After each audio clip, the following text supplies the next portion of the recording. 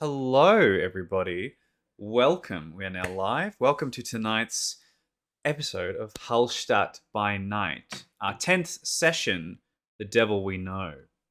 Now, before we get into our recap of all the havoc we've been wreaking across Hallstatt, let's introduce this interesting group of kindred, starting with Lukas.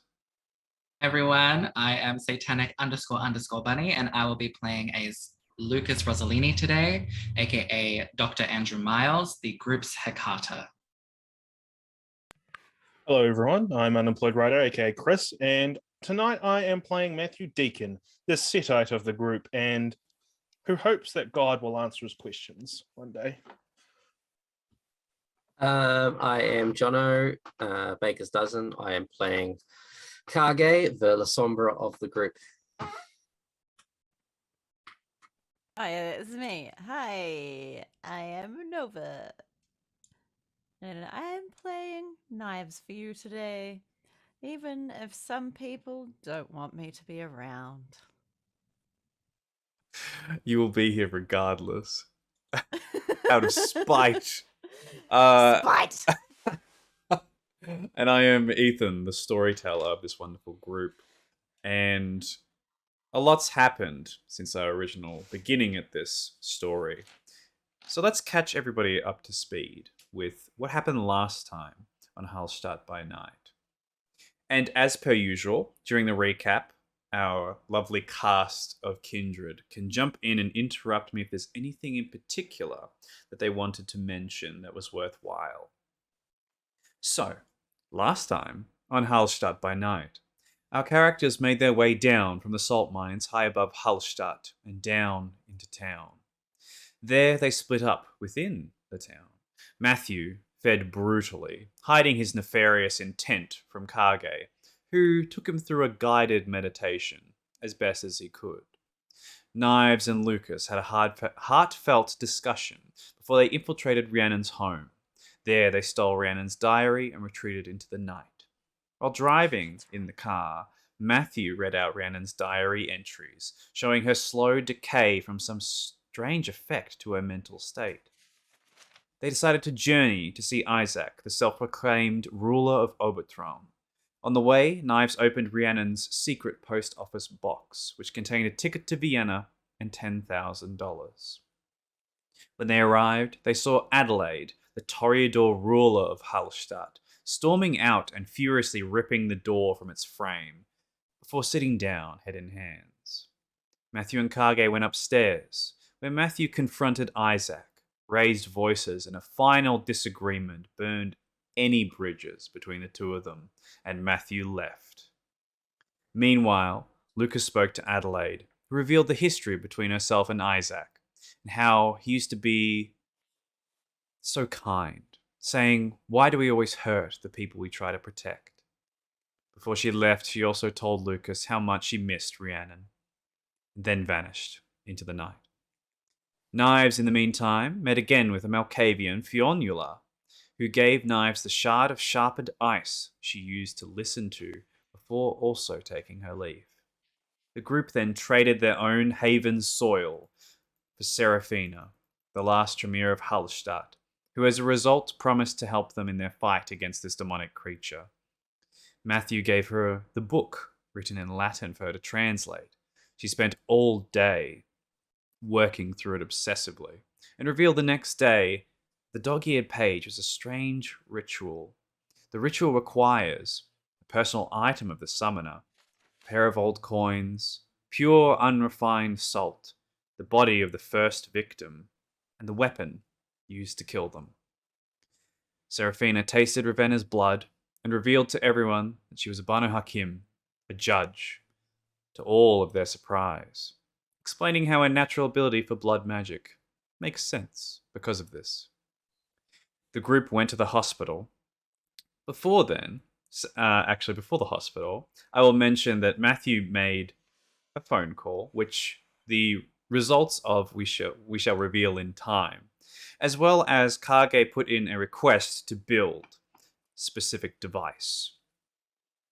This is when they found themselves at the hospital, expecting Rhiannon's body to have been taken by someone. This time they noticed a lot more Schlachter around the hospital, and entered to see a strange abomination of mouths and eyes that was telling everyone to forget who passed. Every human nearby seemed to ignore the creature like it did not exist. And it is here we find ourselves this night, where our group of kindred stand before this column of flesh, standing on multiple limbs with multiple arms, all these eyes and mouths that are rotating through it, looking at all these different people who go about their day, their business, like nothing is strange about this area. They simply walk around it like it isn't there, picking up their papers, talking to the person at the front desk. Perhaps someone's injured themselves in the little bay area to the side. Someone's working on one of the machines that always breaks down, one of the soda can machines. Behind you, snow falls gently, and there's a quiet, even amongst this hospital. But all you can hear is the dissonant whispers of forget that are mumbled over and over in a variety of pitches and tones, different paces as well. It is here that I will leave the scene to our kindred as they come upon this abomination.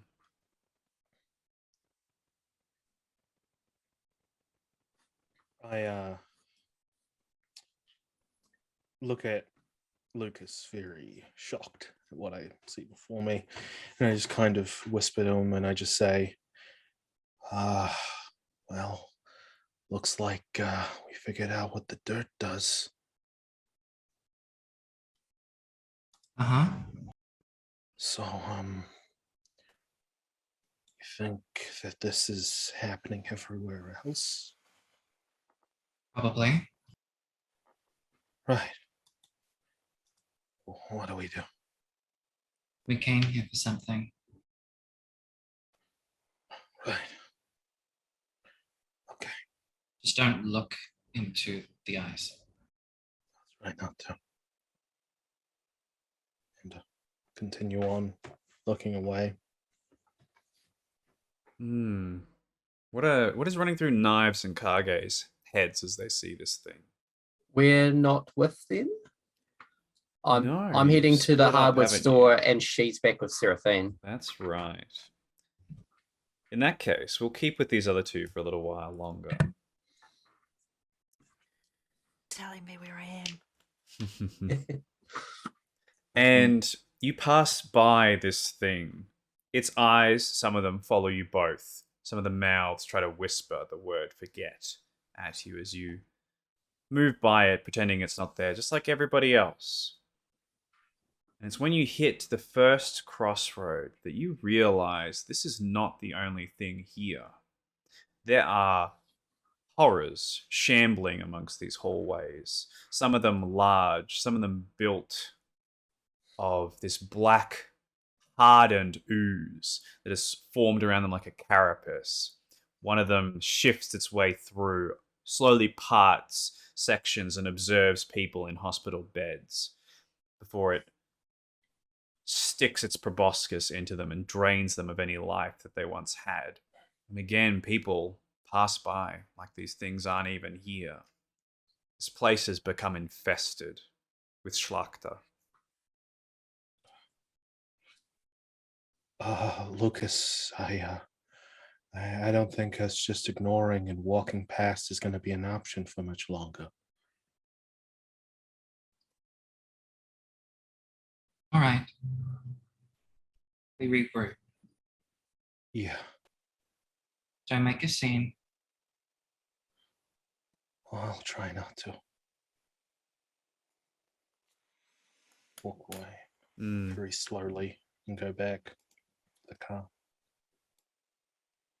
You step back outside, but even here you saw them earlier as they shifted underneath the cars. These large sort of bat-like ones that have this very thin layer of skin like wings underneath their arms that fold themselves up under the engines of cars, just underneath them to feel the warmth perhaps, or something else.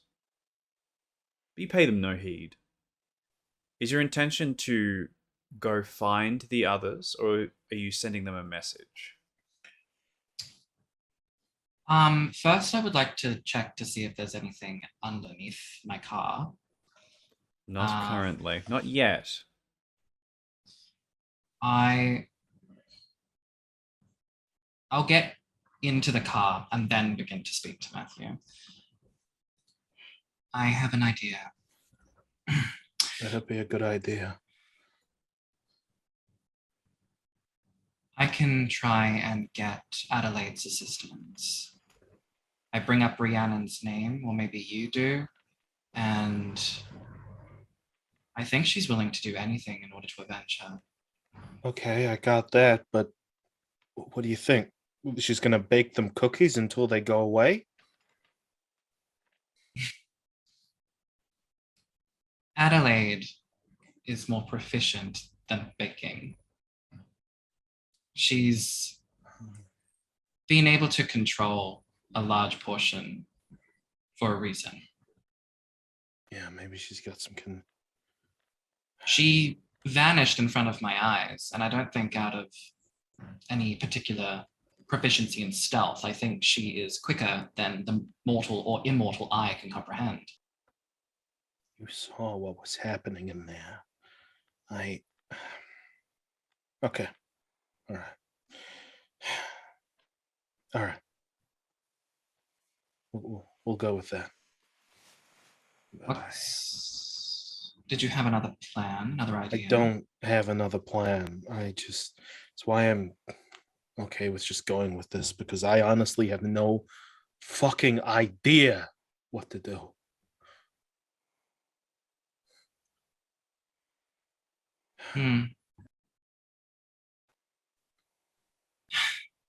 Well, let's just try and remain calm. Are you hungry?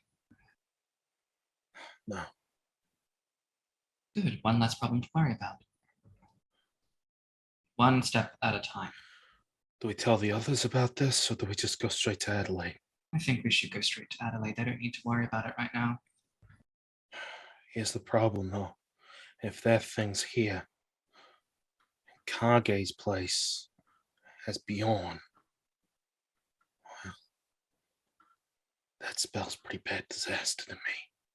Change of plan. We meet Kage first, then go to Adelaide. All right, last we left him, he was with knives at the church, Serafina. I text Knives. Is Kage with you? 2 messages back. Nope. Did he say where he was going? Did he say where he was going? I don't know if I did. Should I do a roll to realize that he might be going to the craft place, or is it okay if it's just something I can put together myself? I think Matthew's smart enough to figure this out. He's good at reading people. He could probably understand. He could put 2 and 2 together. He's we dropped off that note at that place. I think that's where he's gone. Right. At least I hope. If he's gone back to his place. One step at a time. And I'm driving. Mm-hmm. Can I also... I would like to call while I'm driving. Shouldn't do it, but I am. And I'm contacting my ghoul. What would you like them to do for you?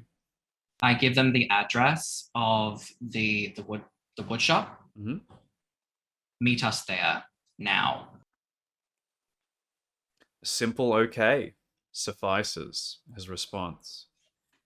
In the meantime, while you're driving to this location, Kage, I imagine your first place to go was this woodwork shop. Yes. I will, because I just said I'll click tomorrow, basically insinuating I'll just get it going and collect it. So I'll do a stealth break-in. Yep. as the shop is closed, but your product is finished. 1, 2, 3, 4, 5. Not a problem for you.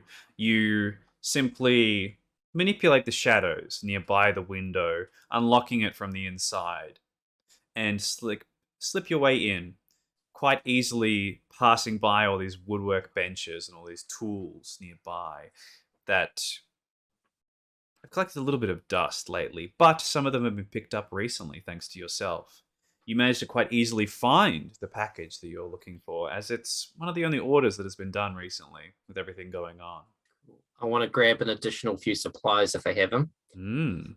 And I will leave, obviously, whatever money I brought, the resource, whatever. I'm going to grab some liquid glue. Mm-hmm. I'm going to grab a container. I'm Yeah. grab paintbrush. Mm-hmm. Was that everything I wanted? Paintbrush, glue, container, my package. Mm-hmm. I think that was all I wanted. Yeah. If you remember anything you needed, we can say you reasonably picked it up here as well. Anyway, there's everything there that you need for this crafting place. And before you even get time to think, Some paint. I want some paint. Some Paint. gold paint, I think. easy to find in this Gold place. and black. No worries. Before you have time to think, you are in and out with all of these things. Bag of goodies and my package. Mm-hmm. Expertly, And as I always. left the money basically where the package was. Mm-hmm. Cool. Where? Yeah. Cool. Where what? What is your intention now? It's probably to start making my way back to mine. Mm-hmm. In no time at all whatsoever, as it is fairly close to your own place as well, you make your way across town and get back to your place, where the smell of your own blood is still a little bit faint in the air from all the symbols you drew just a couple of nights ago. And you still pass by the scene, but purposefully, I suppose subconsciously, avoiding eye contact with anything nearby. Any... Oh, I did have one more stop, maybe. Sure, But what I would you like? don't have to. I just wanted to go into if there was a general clothes shop. Mm-hmm. I just wanted to go in. I was going to probably break in there. I'm just going to steal a big coat. Yeah, no, that's very easy for you to do. We'll use your same stealth break-in roll from earlier, and 1, 2, 3, 4, 5, 6. or you can roll the exact same thing again and just easily get inside. Yep, you get all the things that you require. A big coat, and you can. I imagine you coat. use the coat to like bundle all these things together so you can carry them a lot easier as well. Yeah, I guess it won't fit in the same bag. So yeah. And you are home with all of these things before you know it. A quick shopping spree that only probably took you about 12 minutes. You've done this before. You've done it very efficiently. And this is child's play to you. You step inside to this home. There's still,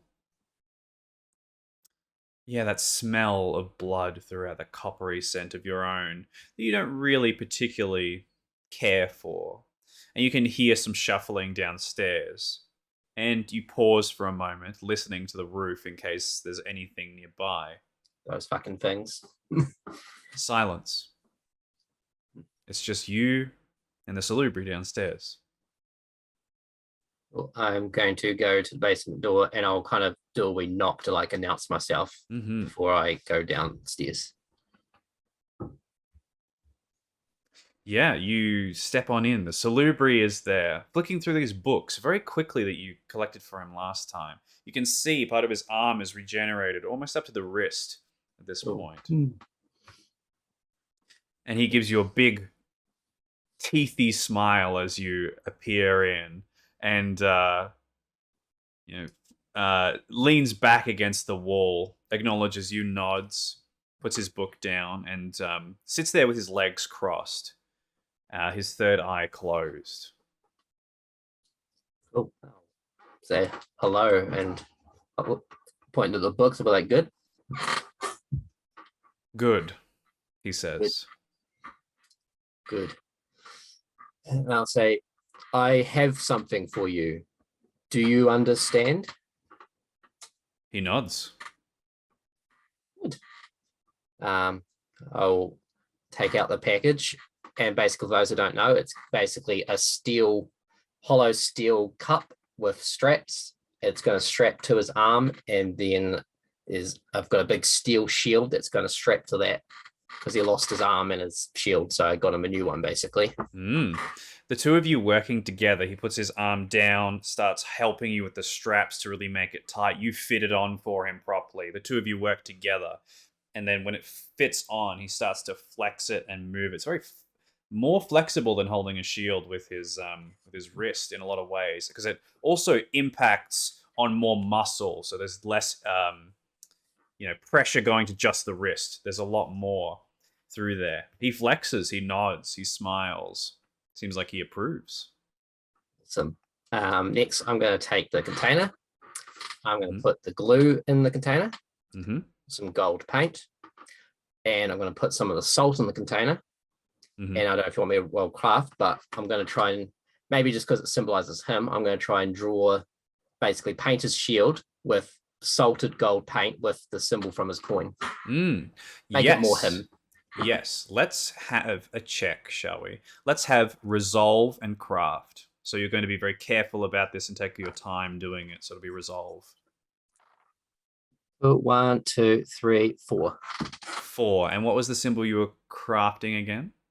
Basically, I'm not sure what's on it, but I've got that coin from him, and it came from him. So I was going to try it's basically like a circle, which might be the moon or something, and 2 wolves sort of leaping out of it in either direction as sort of like the curve. Yeah, but with 4 successes, you do quite a good job. Paint on steel is a bit difficult, but you make it work with the glue, with the salt. It kind of makes it stick more, and you take your time making sure it's all right. It's not an exact copy, but it's pretty damn close from what you do. Yeah. And after a moment, you sort of step back and admire your work. Fairly satisfied with it. The Salubri gives a nod and a big smile and points at the coin and the shield, nodding again. I am glad he likes it. I'm going to use my remaining glue and salt. Just glue and salt, not paint this time. And I'm going to basically take out my sword, and I'm going to lather a layer on my sword of salted glue, basically. And then I will point to his sword, and I'll give him a questioning look. As you're doing this, he stands up with this, using that prop shield to stand himself up. Sort of his bones all crack as he does so. Steps forward, shakes his head at you as you're doing that sort of thing, and he reaches to those little amber beads that are part of his uniform, uses the shield to cut part of the string so some of the amber beads come off, and he presses the amber bead into your sword at the blade and drags it slowly, sparks flying all the way up the blade. As it does so, it changes the metal to sort of this amber color. The steel changes its color, and the bead disintegrates as soon as he finishes doing so.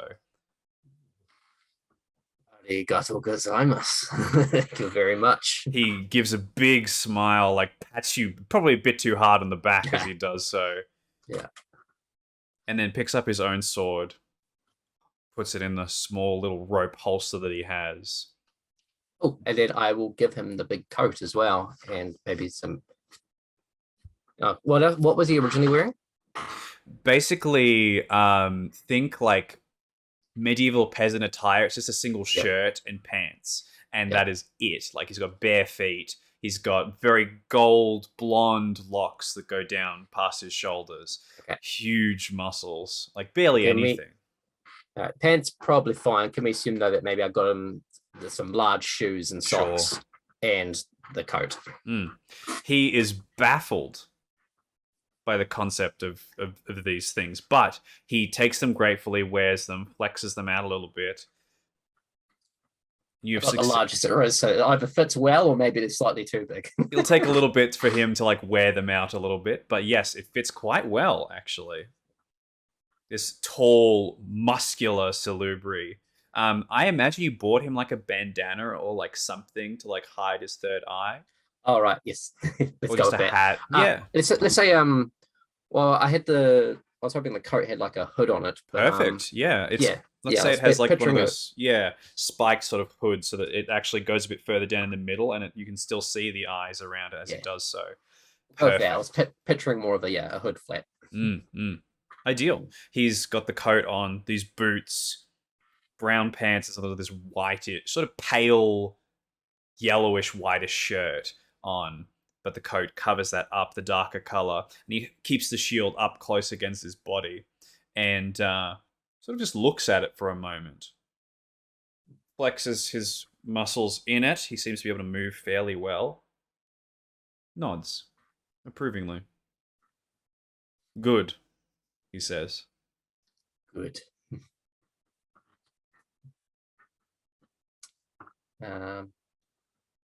Right. I guess I'll be like, I'll go now, but I'll be back. Good. And you leave. Meanwhile, Knives, you're with Seraphina in the church. Or did you have somewhere you wanted to take Seraphina? Or anything you would like to do otherwise? Thought she was busy reading the book. She's been reading through it a few times. If you'd like to speak to her, she is here. But otherwise, she's going to stay here and continue reading. I just figured that they were just sitting there reading, and she's kind of staying there to protect her and make sure nothing happens to her. So they're just kind of like bonding and talking in between reading. And every time Knives thinks of a question to ask her, she'll ask her a question. Seraphina probably breaks the silence and opens it as she sort of slams the book shut and turns to Knives, just saying, "What? Sorry, I hope you don't mind me asking, but what brought you to Hallstatt?" I was escaping my mortal life. Oh, it must have been pretty bad. I'm all the way over here. Yeah, I was in with some pretty bad people. But you're okay now? Well, all things considered. I don't really know what okay is. I get that. Mine's always been... like... Go ahead. Yours always been what? Sorry? With my family, my people. But I guess I'm like that too now. I don't really know where to go from here. Same. It's all right. We'll work it out. It might take a day. It might take 25 years, but we'll work it out. We've got all the time in the world, after all, right? That we do. Is there anything you would like to do today? Nothing within a reasonable amount of time. I was just thinking about how much I wanted to travel. How about we go and travel up to by the salt mines? It has an amazing view over the city. Oh, I was thinking Paris. How long does it take to get there? A while. I mean, when this is all over. I mean... Paris sounds nice. Yeah. I'd like to see the lights at night. Apparently it's like a lost golden city, if you can see across it. That's what I hear. I never really saw it. Well, I did once, technically, but I was eating an eyeball during the time. Anyway. Ugh. An eyeball? Our magic's a little weird. We need to do a lot of strange things for it. Yeah, I'm gonna have to get used to that, I guess. Oh, you're. Well, actually, the magics that we cast are slightly different from what I've been told, but I don't know exactly how. The Banu Oh. Hakim's magic is formed in a different way to the Tremere. But we can achieve similar effects. Okay. I guess I'll have to test that out. I wish I could teach you some things, but now's probably not the time, I suppose. There's no time like the present, though, right? That's true. Actually, why don't I? Okay, yes. I don't want to read this book anymore. I remember it off by heart now. Why don't I teach you some things then? Might get our minds off of things. Yeah. I'll get you to make a resolve blood sorcery check. Knives. As the two of you work together, and I'll make a check for Seraphina as well. Resolve and her blood sorcery. See how well she can teach you these things.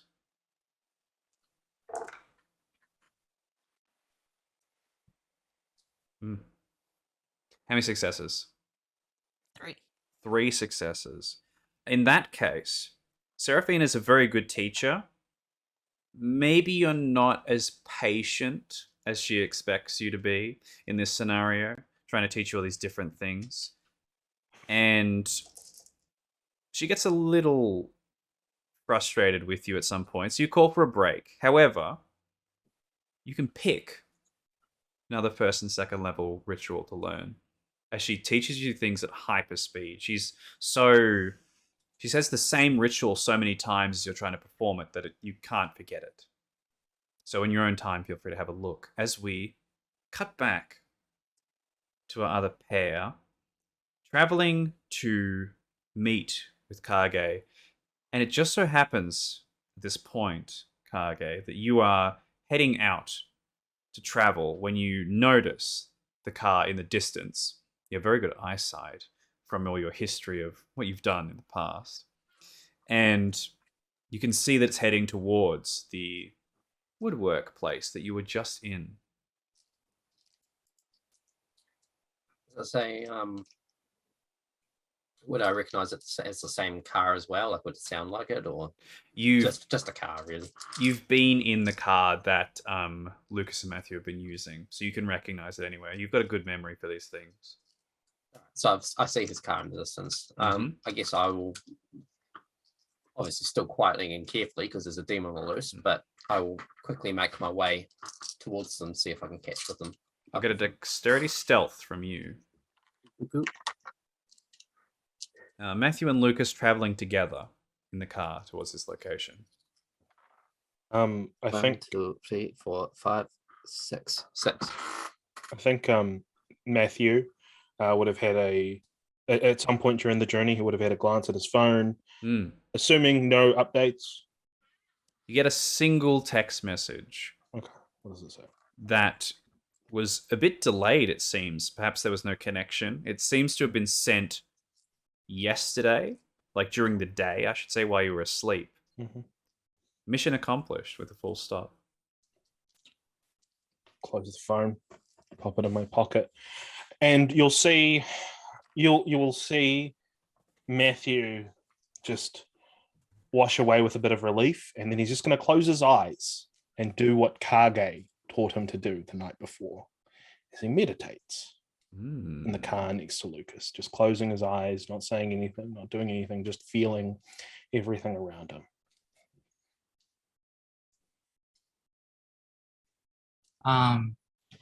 Lukas doesn't break the silence. He continues to drive to the location. He takes note, but he does not interrupt. Probably likes the silence.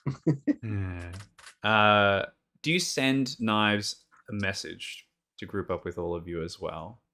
Or are you saving that for a moment? I'm saving it for now. Certainly. After no time at all, Kage, you see them pull into this location. You travel there safely, quietly, quickly, zipping in between shadows where the houses, shadows of the houses, I should say, taking cover nearby, checking the streets, and then making your way across. You see them first. It's up to you how you would like to approach them and say hello. The old classic Kage. Basically the door of the car will open and close. It'll look like no one's there, and I'll be like, oh hey. And you three are there. We have a situation. Oh, Kage, you're here. Yes, sorry. Hello guys. Situation? Could you not get the body? We think the dirt may have done something bad to the hospital. Oh boy, here we go. And I think it may have done something bad everywhere we've taken it. Everywhere we've taken it. Well, every bit of dirt every place we've taken the dirt Yeah. from. Oh, how do I begin? Lucas, I think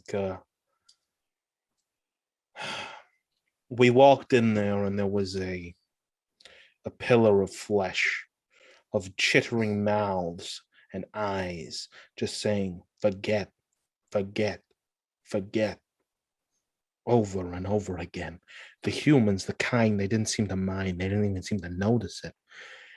And we thought we could just ignore it too. But that's when we walked further in. There's more of those flesh creatures moving around in the hospital, draining humans. Fuck.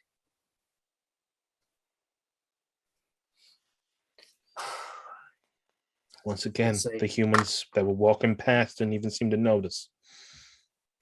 So a few nights ago, I would have been skeptical about this, but after all we've seen, it's almost the least surprising thing I've heard lately. So I have to say,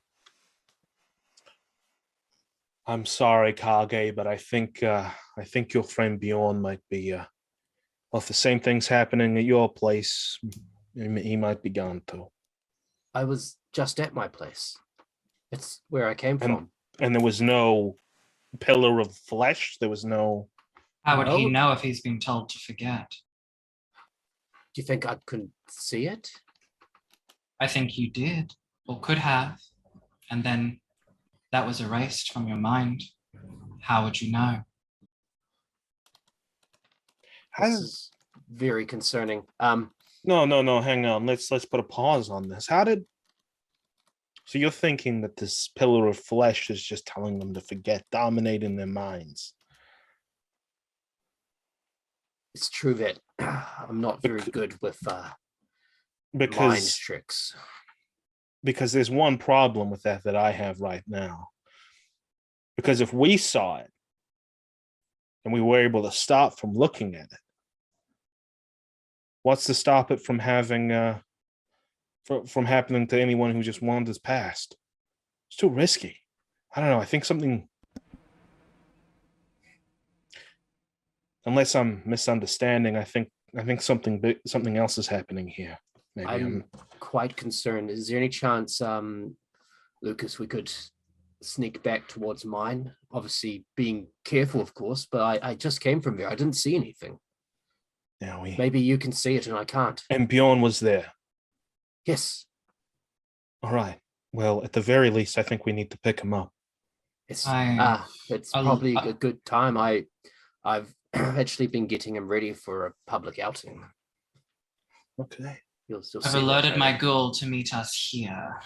All right. So if you need to, you can take this car and go, but I would be alone. As I say, I could go back there myself, but I'll come with you, Kage. Okay. Come meet us soon. Lucas, be careful though. If I don't show up at your house, something has happened. Just message Kumquat. And I look at Lucas and I just say, Knives, do we let her in on this? She's protecting Seraphina, our only link to understanding the Latin book. They need to know risks are about, though, if they are to move anywhere. Then perhaps we should inform them to not move. It's difficult to communicate on phones. I send 2 messages. One message to Kira that just says, "Thank you, you've done the Lord's work." And then another message to Knives that just says, "Potential kumquat outside. Stay inside until we give the all clear." She messages back, "You're not my dad." Did it go as well as I think it would have? What do you think?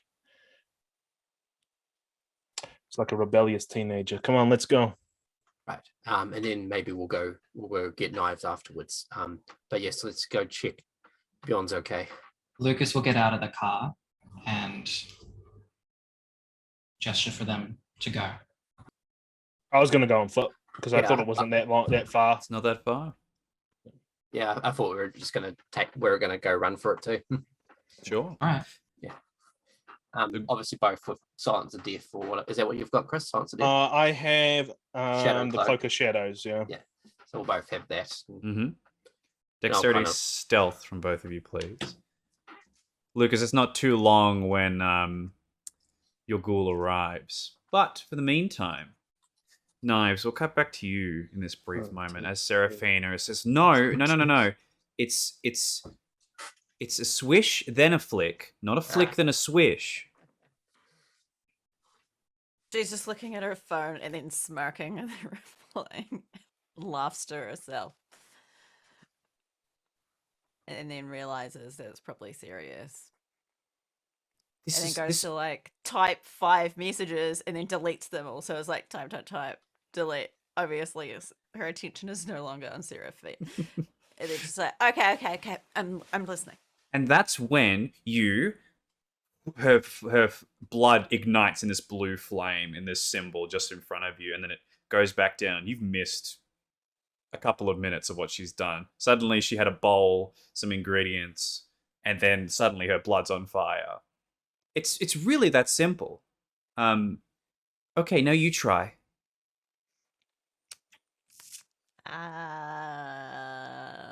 She just flicks her jacket over her head and hides in a ball.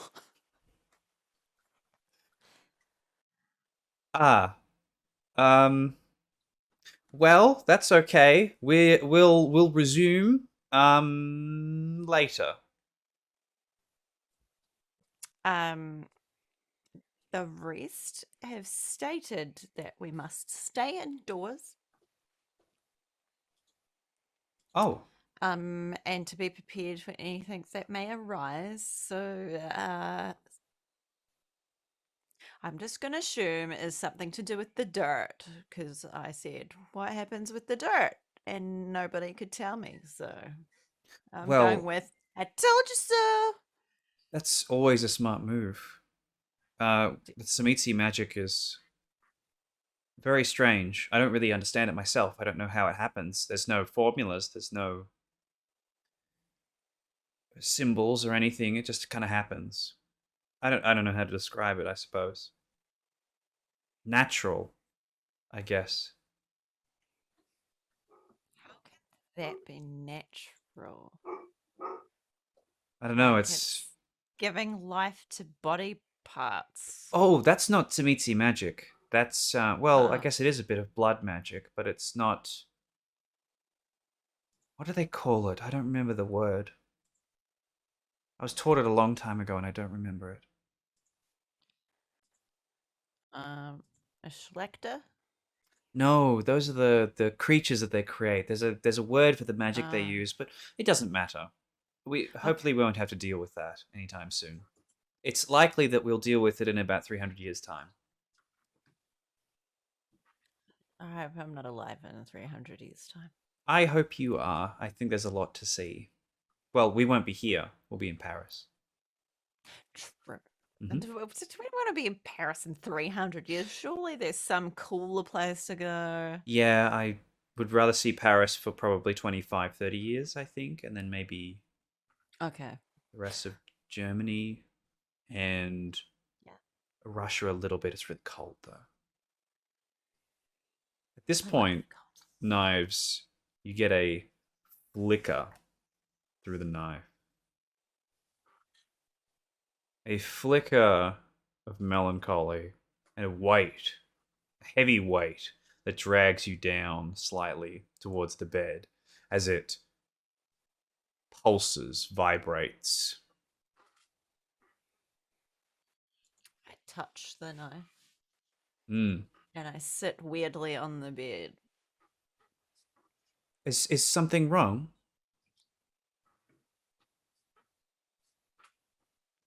Hold on. Buffy's trying to tell me something. Who? Can I see her? Just the knife pulsing melancholy through your blood. It's fear. I pick up my phone and I message Matthew back and I said, Buffy has a message, something bad is happening. Not here. I don't know where, but it's happening right now.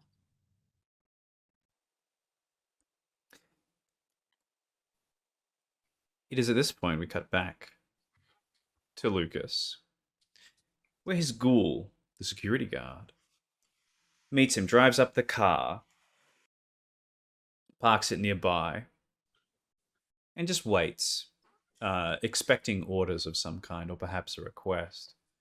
But steps out of the vehicle, keeping his arms together. It's freezing out tonight. Good evening. Good evening. Did you bring the tools of your trade tonight? Always. Good. We will be needing them. Let's go for a drive. All right. You just say where. And then I give the address to Kage's place. Okay. As you're traveling there, takes you only about 2 minutes to get there. While you are traveling, Kage and Mr. Deacon, how did you go on your dexterity stealth checks? 2 with a bestial. Bestial. 6. Okay, with a bestial, extremely loud and in such a manner as making our way across, you're going to suffer a compulsion. It's going to be a harm compulsion.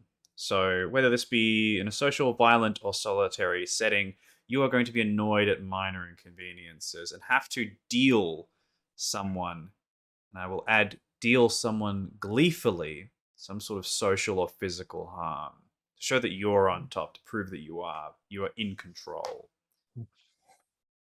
And as you both make your way through there, even with Mr. Deacon being a bit louder than usual, perhaps dragging your feet or knocking some things over by accident, and that builds up this pressure, this tension, this annoyance at things around you.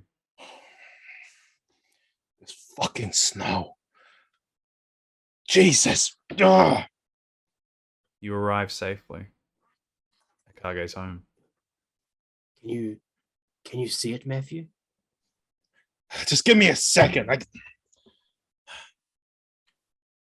And I'm guessing I don't see anything. There is nothing here. No, I don't see it. Right. I will go get Ron then. I'll be back in a minute. Yeah, take your time. Go on. I'll head down to the basement. Mm-hmm. He raises eyebrows as you arrive, stands up, dusts off his pants, and looks at you, cocks his head slightly to the side. Trouble outside come with Good.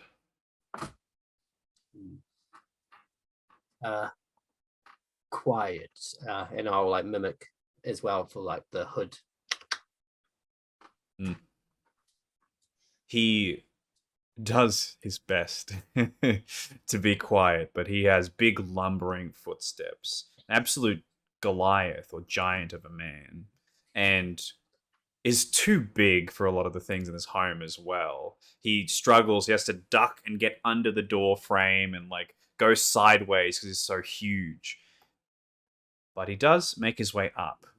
Matthew Deacon, you see this modernized Salubri with the bandana and the coat and the boots that look a bit strange on him, but kind of work. How cute. You gave him a little makeover. I figured it'd be better than how he looked before. Oh yeah, I'm sure that will really just throw people off. Not the fact that he's this big lumbering brute that can't speak a single word. Matthew, he says. Oh my goodness. You did a little bit more than a makeover. You taught him names. Well done. Well done. We bit hostile there, Matthew, but okay. Oh, the situation is peachy right now. I get it. It is not good. Right, should we make our way back to Lukas? I think wasn't Lukas just going to meet us here? Yes, but see, unlike you, I listen to plans. Yeah, but there's also assume if he doesn't arrive that something's gone wrong, so we should go look at my phone. And this is what I say, the message from Knives. Oh, great. Knives is messaging me now. What does she want? Oh, okay. Buffy sent some danger. Okay. And I just, oh God, I hate this compulsion. I hate it so much. I just text back and I'm just like, why don't you whisper to the knife to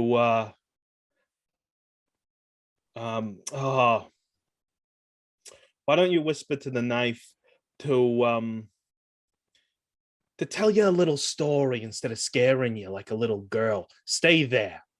Whoa, as the full condescension harm just flows out of your entire system through the phone and through the airwaves, your compulsion leaves you. Thank you. It's very good. And this is when Lukas, you arrive just behind them to see Vercingetorix, Kage, and Mr. Deacon furiously typing through his phone. Okay. Sorry, Matthew. Here's Lukas now. I should have listened. No, it's okay. It's okay. I lost my cool. Just really stressed. Bjorn, and I look at him and I'm like, do you mind if I call you Bjorn? Vercingetorix. Vercingetorix. Good. I apologize. I'm sorry. Good. And I put my hand out to shake his hand, and that's when I notice he doesn't have his swap to the other hand. He actually like puts out the shield for a second, also realizes, grips your hand in like that, goes all like the monkey grip, big handshake between the two of you, and he gives that big smile and says, good. You know what? I'm so glad that we woke you up. You seem like a good stand-up fella. I'm Good. glad too. Oh, Lukas, you're here. And I kind of give a knowing look. I have a plan. Thought about it on the way here, actually. Is he gonna fit in that car? Do you have a pullback roof? I imagine you would. Well, it's a more modern car. I guess there's two cars now too. Is there? Are they both similar, or would one be? One's more of a van. The security guy's one? No, mine would be. Yours is? Well, yeah, mine would be because I'm a morgue person. Okay, the bigger vehicle. I mean, me and Vercingetorix will get into that one. He has to sit on the floor to actually fit properly, but he does just stumbles his way in and hunches his way into the vehicle, taking up a lot of the space, but he still laughs about it, pats you on the back, Kage, with this big bellyful laugh as he does so, sort of laughing both at himself and at the whole situation. But he's enjoying every aspect of it. I'll be like, good, but Good. So, Lucas, what's this plan? And I hope it doesn't involve knives because I think I just royally pissed her off. is that who you were texting before? Oh yeah, yeah. But she's been a little baby, so you know. To say, It involves you. Calls me. Okay. Mm. But before I go into it, did you find anything here? As I say, can you No. see anything, Lucas? Because we I couldn't see anything. How about we drive forward a little bit, have a look in the rearview mirror, see if we can see anything. Can I just switch on my sense the unseen? And then if I at first glance I don't see anything, then I will heighten my senses just to kind of really narrow in. Can I get a wits or specs roll? And while you're doing that, Knives, you receive one of the most hurtful text messages you have in a little while. I'm going to need you to make composure, and let's have composure etiquette, please. Okay.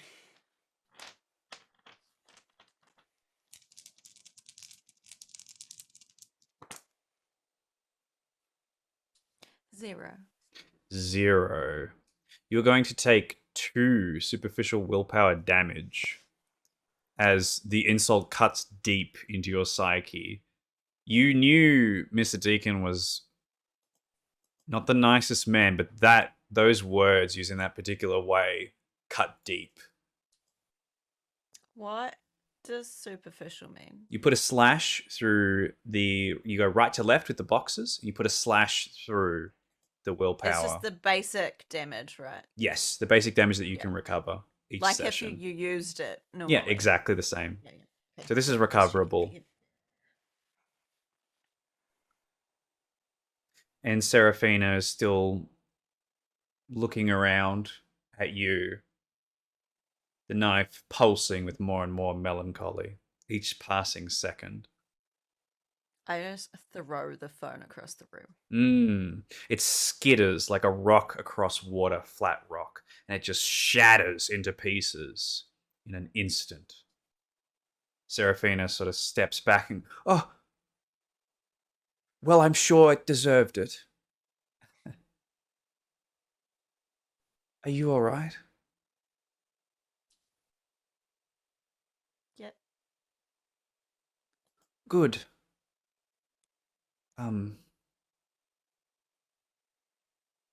Good. She just purposefully is breathing in and out through her nose. Not moving, rendered still. That's when you see it, Knives. 4 bladed blue fingertips crunch through the wall, straight through, near where one of the beds is, and then sink their way back out again in an instant. And you can hear this deep, raspy breathing on the other side as something presses its face up against the wall. What do you want? As I slowly get off the bed and move back towards Seraphina. You are in there, it says. You are in there. I can smell you. Come out, we can make a deal. We can talk it out. All my communications go through Matthew, so maybe go sort it through him. Where is this Matthew? idea.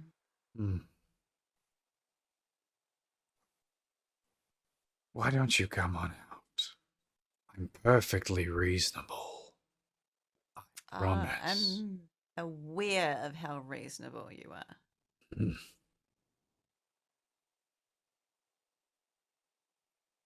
Surely there's something I can offer you. A way out. Freedom. Power. What kind of freedom would that be? Whatever kind of freedom you want. Whether that be liberation through power or liberation of this place. And how exactly do you gift that?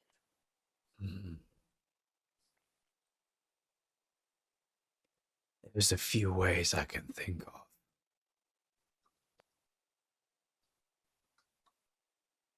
I can exclude you from the people of this place. Or you can let me ride out that little flesh vehicle for a little while.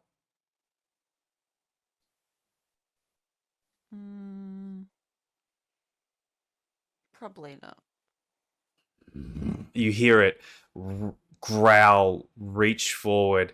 It goes to reach through the building, and as it does so, you hear this hissing sound, and it steps back, hand hissing up into the air. That's what I thought. You can't hide in there forever. You have to come out. Well, there's like so many people telling me what I can and can't do. I don't know why I would listen to you right now. Because I can do whatever I want here. You can't stop me. You're either going to work with me, or he wins. Who's he? The good doctor. So you're working with the good doctor? Kill the good doctor. Go and kill him then. Where it's so easy. What is stopping you from killing him? He has an element of control.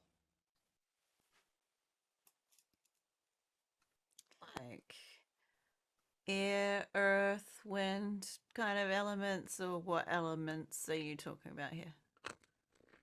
You hear sort of the scraping claws against the stone, peeling pieces of it away, but then that hissing sound starts again. An object. I can remove the doctor for you if you get me that object. What object is this? His cane. And you break it.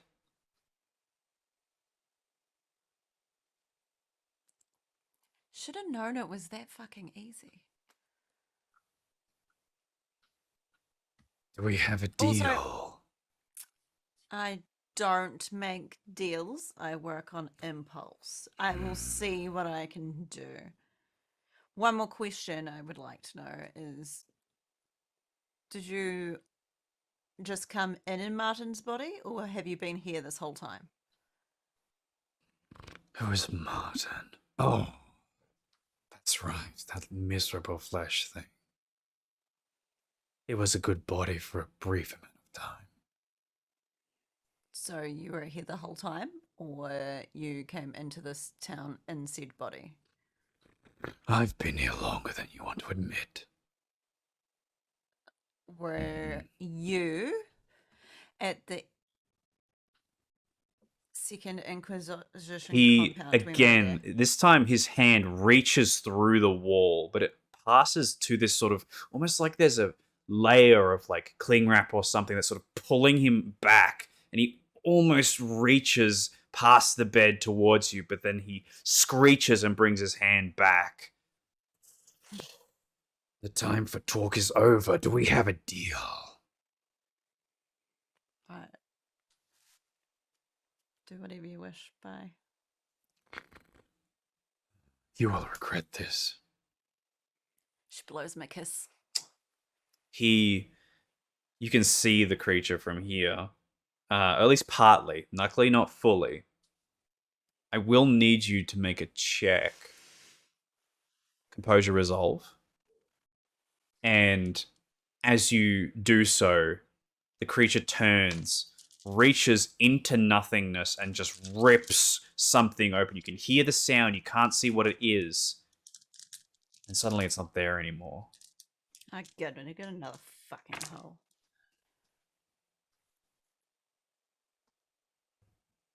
5. 5, you resist the influence of this demonic figure being nearby it. It presses into you, these whispering voices, these sounds. You shake it off. Seraphina sort of shakes you slightly, knocks you out of it. You will not suffer a demonic compulsion. Are you all right? I was just gonna check with you. That must have been horrifying for you. What? Didn't. What? Never mind. I need to clear my head. How? Ugh, that thing's tricky. What thing? Are you all right? You've got to stop doing spells badly. They backfire sometimes and weird things happen.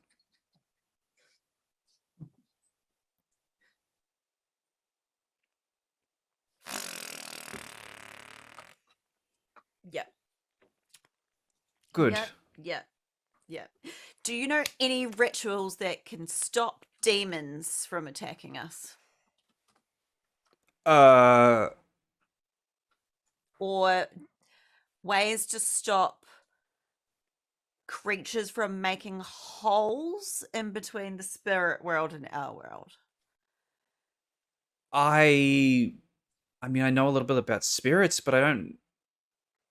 Are you asking me to There's none here. block Don't the worry. underworld? Yes, there is. I mean, There's a demon that's ripping holes in the here and the there. You know? Do you know what I mean? Like, I don't know the words. I've seen the thing. I just don't understand what you mean. Is it traveling through the underworld? Yeah. Yes. That's not.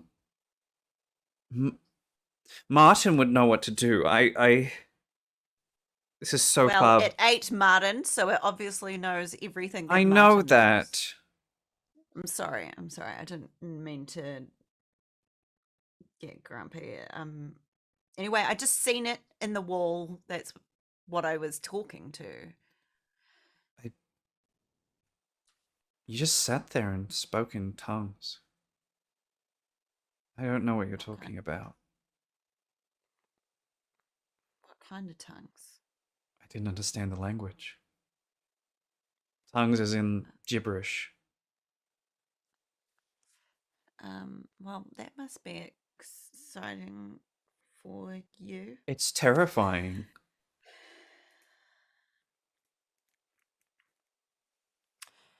Well, I'm not making a deal with the devil, and we are safe in here. Good. Here, and if we ever leave here and we need somewhere else to go, the salt mines is another safe place. If That you makes just go sense. up that hill, yeah, go right in the salt mines, and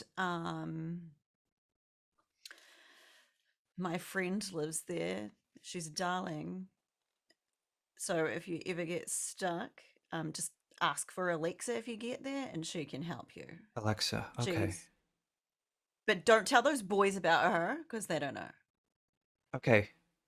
It's just for you and me to know. She mimes, the little lips are sealed, and flicks away the zip. Mm-hmm.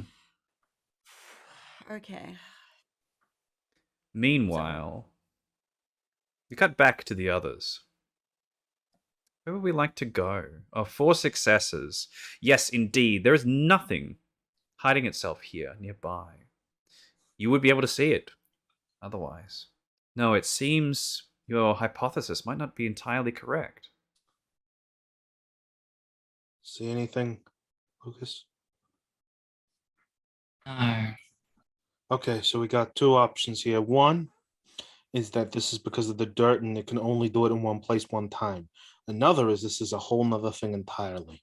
And maybe it needed the dirt, it needed like a cage or something to focus in on somewhere. And that's where it's chosen. Either way, we're gonna have to go there. So I'm interested to see what this plan, to hear what this plan is that involves me. Well, not you. Your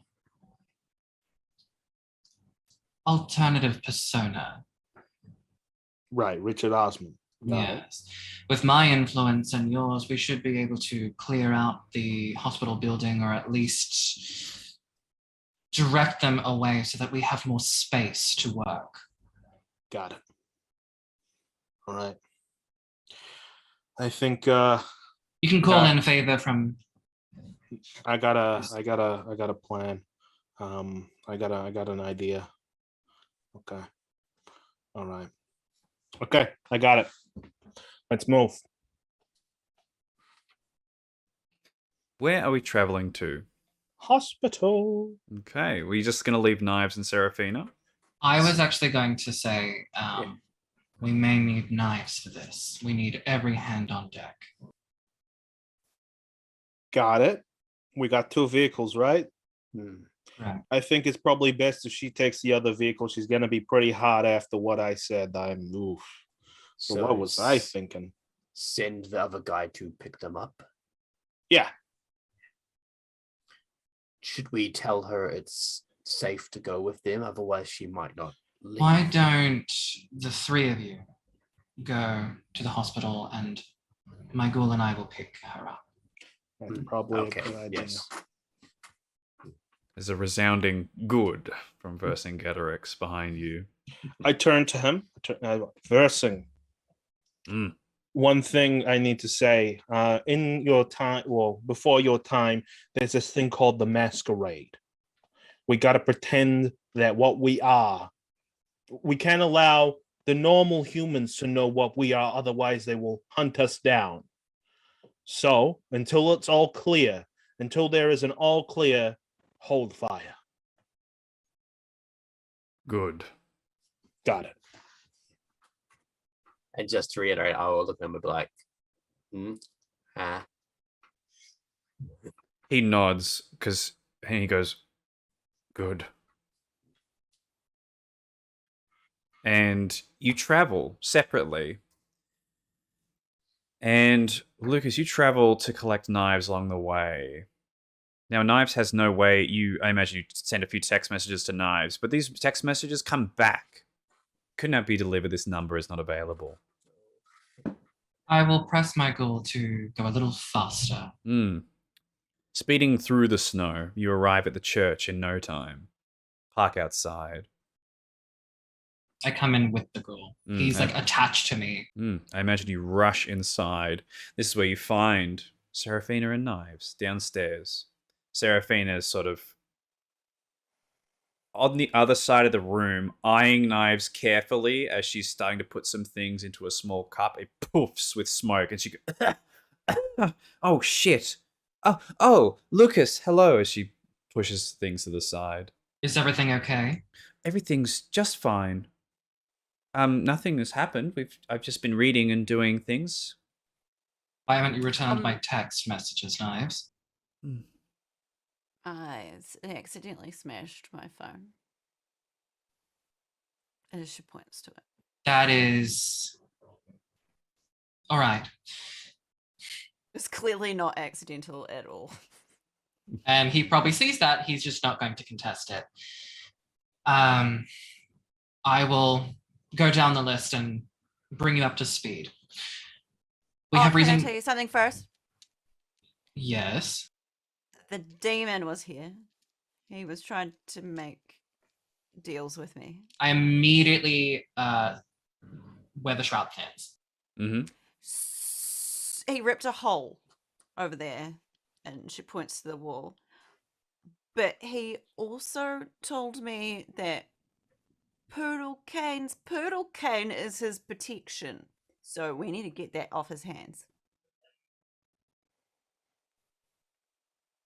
I succeeded the rouse check. You can specifically see where Knives points that it is gone. It is shredded, like someone has taken a piece of paper and torn a big hole into it, and it's just open. It hasn't even been closed like a lot of the others have been. It is gaping there. But it's on the other side of the wall that you can sense it. It doesn't seem to have entered this place. All right, sacred ground. Don't piss it off. The pride of a demon, I can imagine, can be quite legendary. You didn't make a deal with it. How did it know you were here?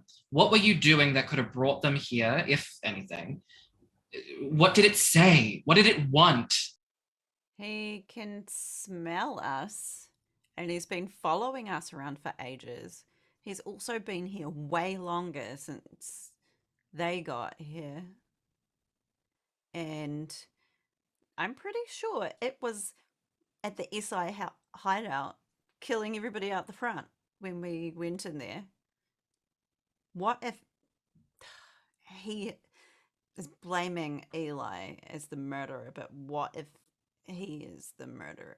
No, that doesn't make They're any both sense. murderers. We're all murderers. Anyway, I just thought it was some important information that I got from a stupid demon. Thank you for letting me know. That will be used. Now, it is my turn to share my vault of misinformation. Well, bad information. Are you trying to lie to me now? What? Okay, bad No. information. Got it. We went to the hospital to collect the body. Schlachters everywhere, including inside, in front of the eyes of humans. However, this pillar of flesh, it had eyes and mouths, and it was looking at humans, and it kept saying, forget. And they forgot, and they acted as if this thing did not exist. There was also these creatures creeping into rooms with recovering humans and would drain them completely of blood, and people did not notice. The hospital is infested by things from the manor. I'm sorry, Seraphina. It appears that the source of one of your two traumas is not quite done. I can handle it. Good. You'll be useful. And I can imagine, Knives, that your primary objective would be to protect Seraphina after everything that she's been through. Mm-hmm. Good, because I have a plan. That plan involves my influence through the medical circle and Matthew's influence with the police. Putting them together, we can perhaps create more room within the hospital to do what we need to do and end this. It won't be easy. It will be dangerous, but that is our new current normal. They are already on the way to the hospital, and we will be meeting them there. We have the old one with us. They should also be useful.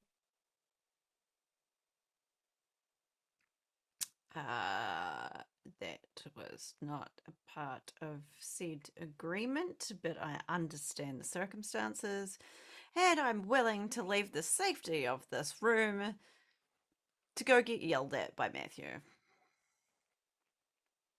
We don't have time for that. If he starts, I'll shut it down. Oh, I'll shut it down. I mean, I'll shut it down without causing all of the beasts within us to think first, to act first and think later. We don't need more consequences. Are you saying that you never got Rhiannon out of there? Correct. And that's why we need to go back. Okay. Is there any way, Seraphina, that we could protect ourselves from those things, or Well, yes. Given some time, I can. How much time and what do you need? It would take a couple of hours. I don't think we have that time, do we? We do not. Knives. Can I have your jacket? she hands her pink jacket. All right, I'm going to step outside and make a call to the others out of game. I really need to go use the restroom. That's okay. We're actually going to take a break, as per usual. As we're going to take a break for 5 to 10 minutes. Stick around, as we're going to come back in 5 to 7 minutes. But what did she say? We'll see you very shortly. Damn it!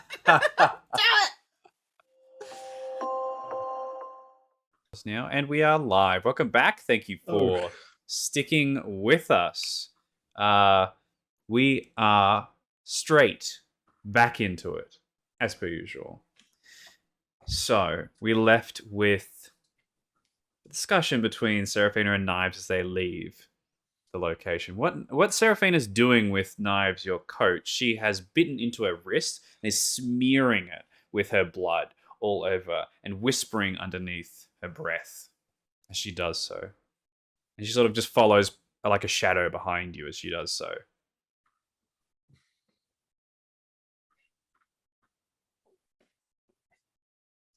Muted. What was that? You know that's gonna stain, right? She spends a little bit of time doing this. She sort of like waves you off almost as she's concentrating casting this spell.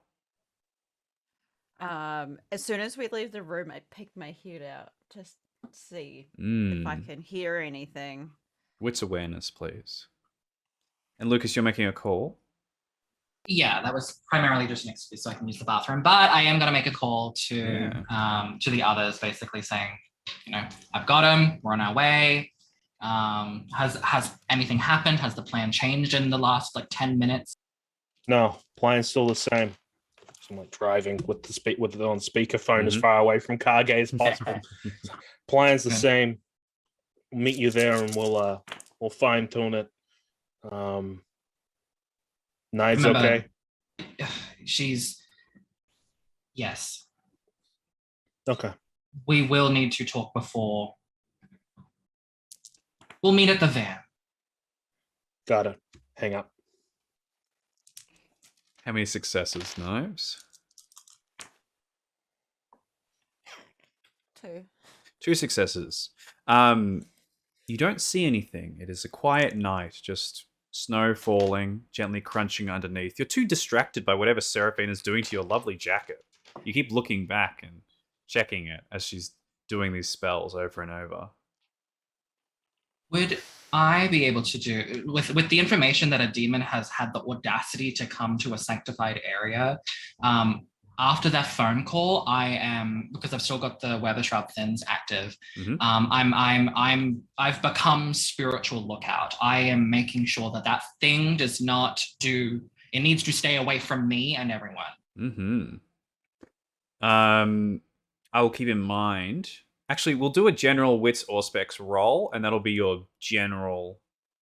Actually, we'll do something interesting. We're gonna do Auspex Oblivion as a dice pool, because you are using the shroud and your Auspex, so you're able to sense this thing.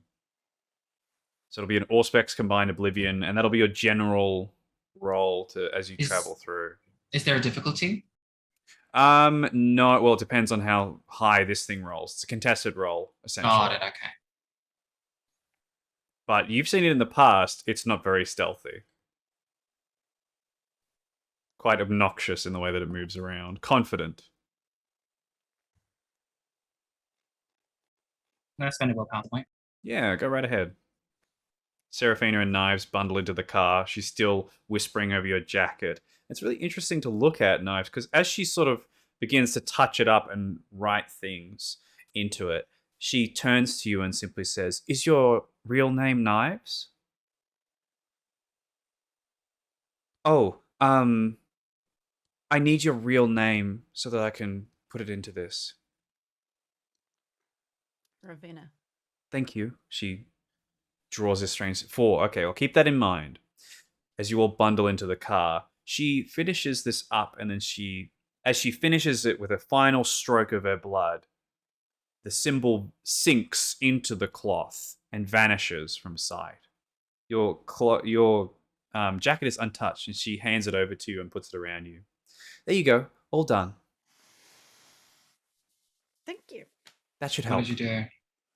Oh, well, if anything that is, I guess, Schlachter, you called them, tries to touch the jacket, it will burn them pretty badly. Good. This, and then I kind of gesture to Marcus. This is one of my people. Hello. His primary objective is to protect me, but I am with all of you, so he will try to protect everyone. Oh, lovely. Let's get a move on, shall we? Yes. You all, within no time, regroup outside the hospital. Unless, of course, there's any stops or discussion between Kage and Mr. Deacon. Go ahead. I was just gonna converse a couple of quick commands with missing Giswix. I was just while we're in the van, I was just gonna be like, wait, to like and symbol like being still and ready, and then attack and kind of point to his sword, and also defend and like point to his shield and like make a blocking motion. I'm just gonna go over that with him. It's the amount of goods coming from behind your head, Mr. Deacon, perhaps might drive you a little crazy in this moment. But the fact that you have someone like this having your back is also quite balancing, and then you find an equilibrium within that. That was all. I just wanted to get a couple of good commands with him that I can use later. Do I have a contact number, not necessarily their private number, but for Adelaide? You have her shop. That's it. She doesn't have a mobile. I call it. It rings out. I do it again. It rings out. We did get given her ghoul's number, though. Again. You did get her ghoul's number. You could try and call that. I will. Calling this ghoul. They pick up simply after a few moments and say, hello? Who might I ask is speaking? I need to speak with Adelaide. This is the doctor. I'm sorry, who? I don't know an Adelaide. I think you might have the wrong number. Oh. So sorry. Sorry. She hangs up. I call.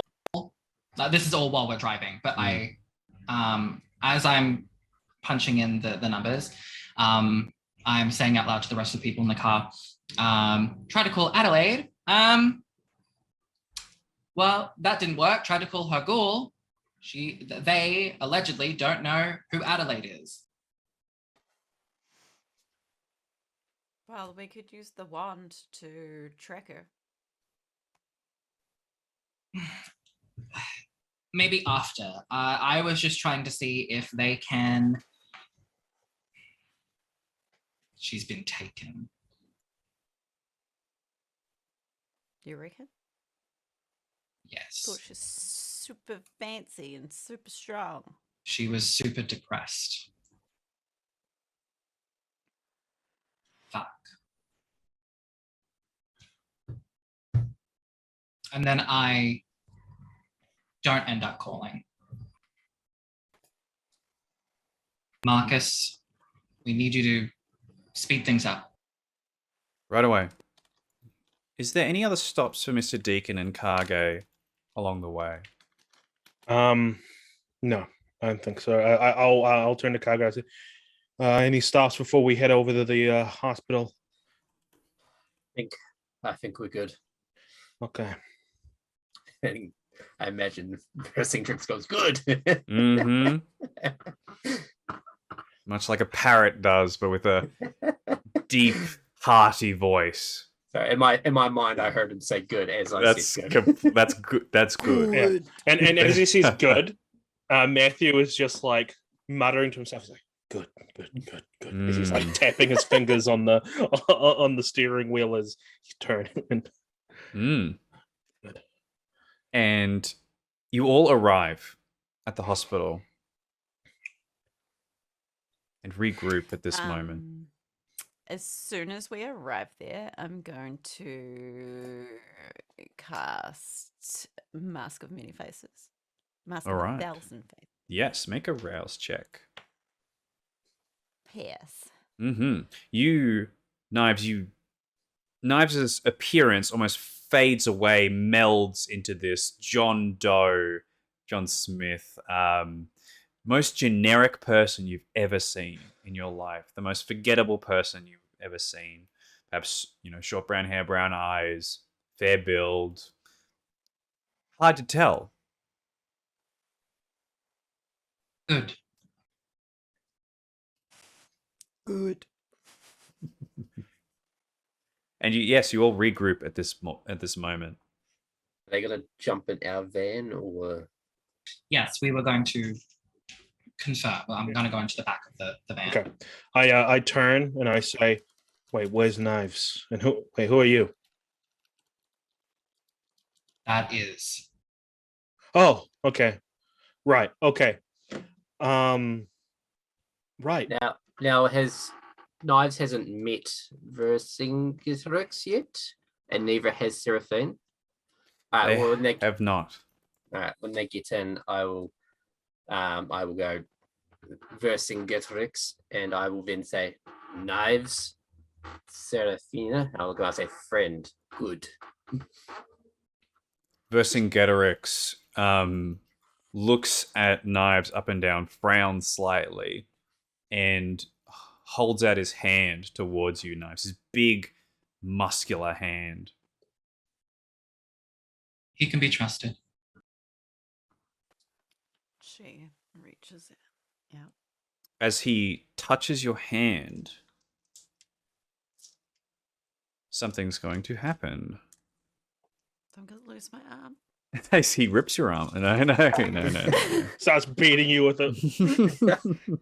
No. As a matter of fact, this insult you felt earlier, there's this wave of calm that flows up through him, through your body. And you see some blood start to pool around this bandana that he's wearing. And you're going to recover all your superficial willpower damage as he smiles at you and you feel at peace, calm in his presence. Good, he says, and slaps you on the arm. Thank you. I'll say we're improving on our English, but small words when talking to him. Vercingetorix. Knives. Good. Good. Who's hungry? No. I will be fine. Oh, God must be real. Okay. That he is. So there are, as we all know, there are several entities inside, and then looks at Bjorn. Monsters. He looks towards Kage. Attack. Monsters. And I turn. I just say, Masquerade. Wait. Good. Plan is that Matthew and I will go in and, through our influences combined, create more wiggle room for us to do what we need to do. Something that you need to know, Matthew, Kage. The demon. It tried to enter the house of God. Tried to get Knives, Seraphina. Did it find them? Yes, it could smell them, according to Knives' testimony. It can I it just smell us assumed now? that. I think he can just go anywhere all the time. He's been here for a very long time. He was at the SI hideout with us 100% swear it. I remember that tearing sound. I remember the massacre. I believe you. Okay, let's table this for now. Go in, deal with that, and then once we've got what we need from there, we can talk about. Adelaide's been taken. I'm not saying we need to deal with all these things. I just want to make sure everyone is aware. And I kind of hide my face or my hand in my face, and I'm just like, I whisper under my breath, "Too down." And I just say, it never fucking stops, does it? What was that, Matthew? Hmm? What I did you just say? said, damn. Could have really used their help. Interesting. Oh, Adelaide. Yeah. As Lukas had told me earlier, she could have helped us a lot here, but damn. Not even their ghoul knows who Adelaide is anymore, which, as I'm sure all of us who are experienced in the night, is quite unusual considering their dependency. Once again, I feel like we need to table that. Right. Yes. Time is of the essence right now. So For all we in short, your plan is to clear out the hospital of civilians and then for us to fight these things. Yeah, I'm assuming the morgue is down the bottom. Correct. Right. We funnel them up the top. Sounds fine. All right. I got an idea. I need to talk to the person in charge of the hospital. Matter of absolute importance. I can make that happen. Okay. All right. I'm the one that gives them their coffee. Very well. Let's go. Has anyone got any questions before we move out?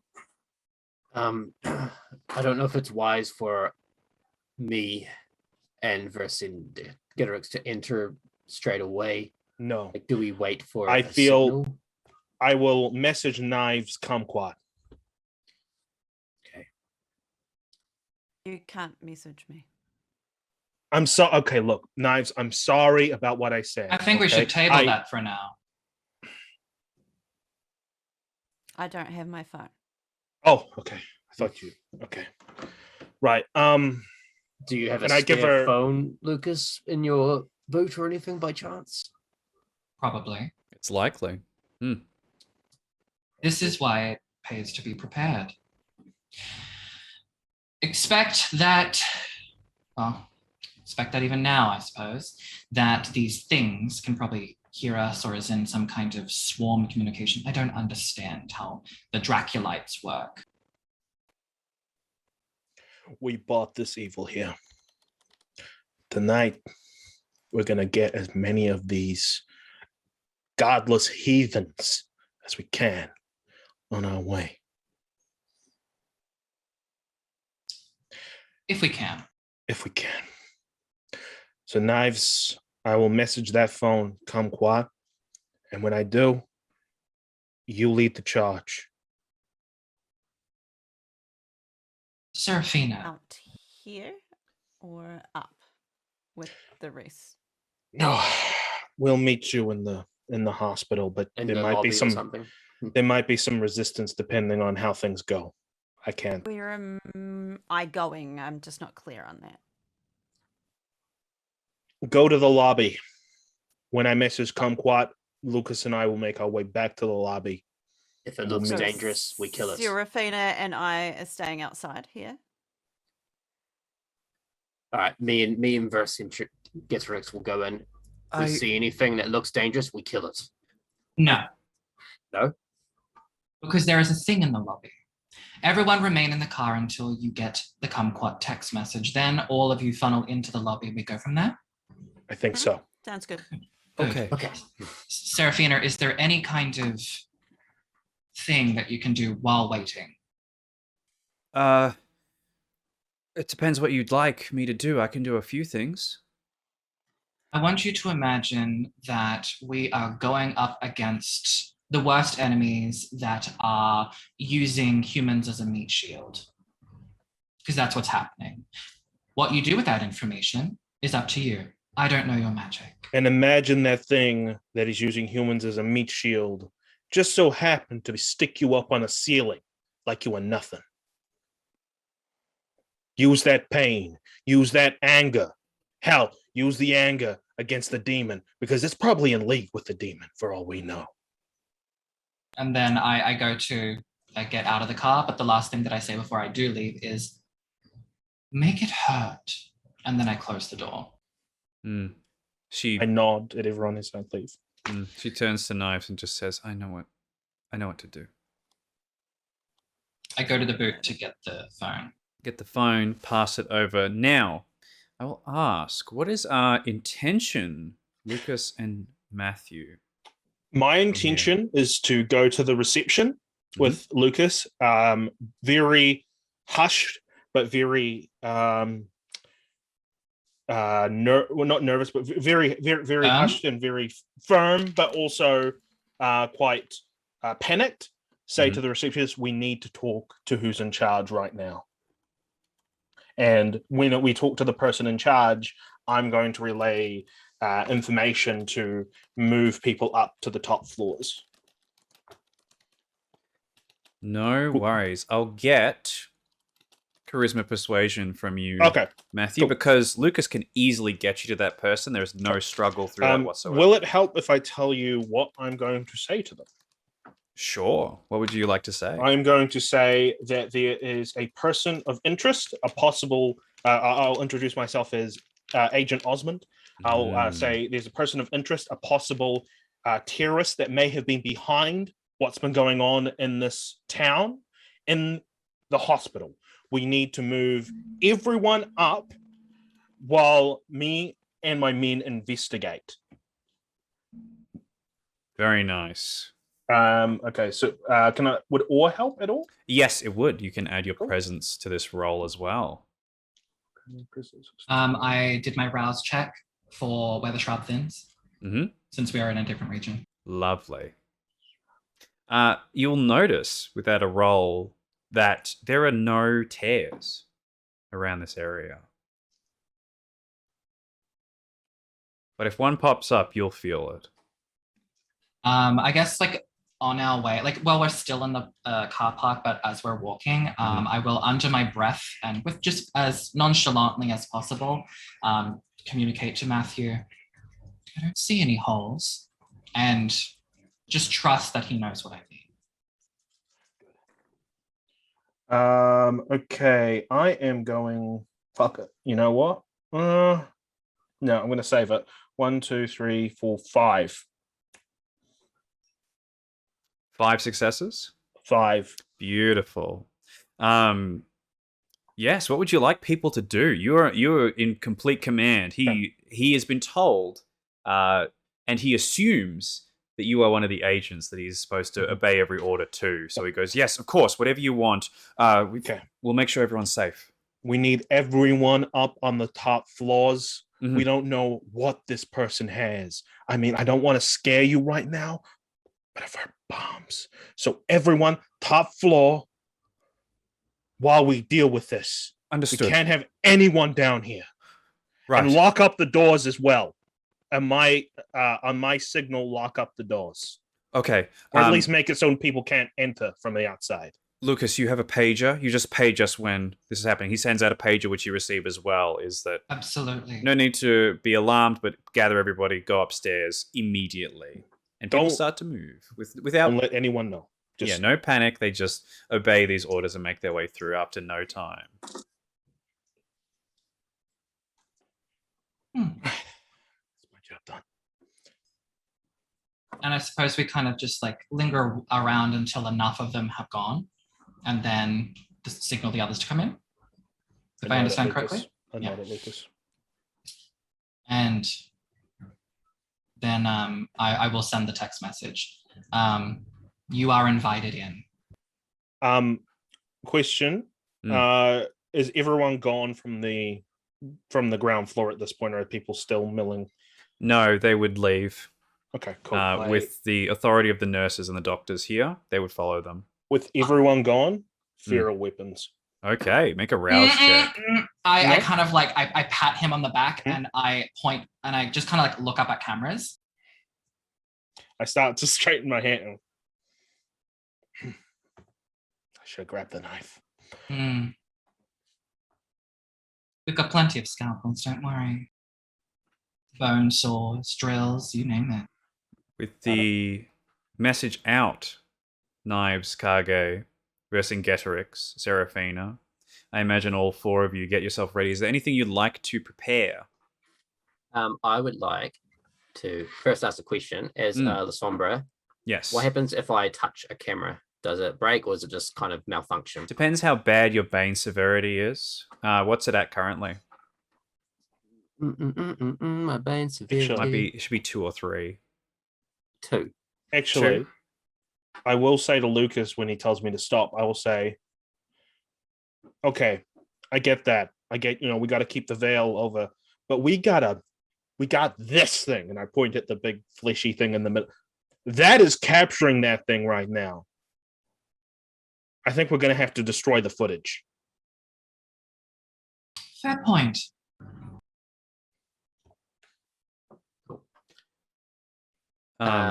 So if I touch a camera, it will not malfunction. If your bane severity is 3 or more, it would, but otherwise you will just be not seen on these things. It'll be blurry and a malfunction. So if I grabbed a camera, it would still operate normally? It would, yes. Okay. Let's assume I know that, and I'll disregard what I was going to do. I mean, if you're talking about, if I imagine all of you regroup at the front at this point, if you're talking openly about it, Seraphina will say, I've got this. She reaches into a small bag, pulls out a small coin, pours her blood over it, flicks it up, puts it onto the ground, and steps on it. And as she does so, every camera sparks and begins to burst with this electricity within the hospital, and all the lights just malfunction and turn off straight away. Good work. And I thought I was bad with places. I read a lot. Is it too much for me to assume that has gotten rid of any footage that it's recorded so far?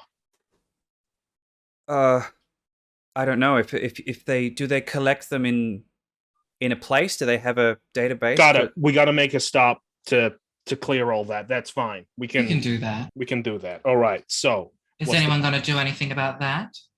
So we're in the lobby now. Can we see it now? You can see this thing, this pillar of flesh standing on legs that is still looking around for any humans nearby and saying forget over and over and over. I'll just look at Vercingetorix. Also, before we came in, I would have told him to, hood up and all that. Mm-hmm. And I'll just be like, wait. Good. All right. Lucas and I will go to the morgue. We need someone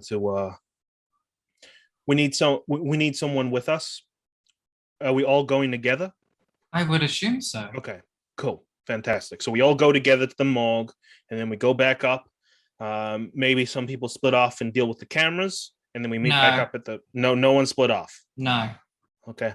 That is something we can do at the very end. Just means we're going to be carrying a body. I don't mean to be callous, but if it comes down to it, no loose ends. Understood.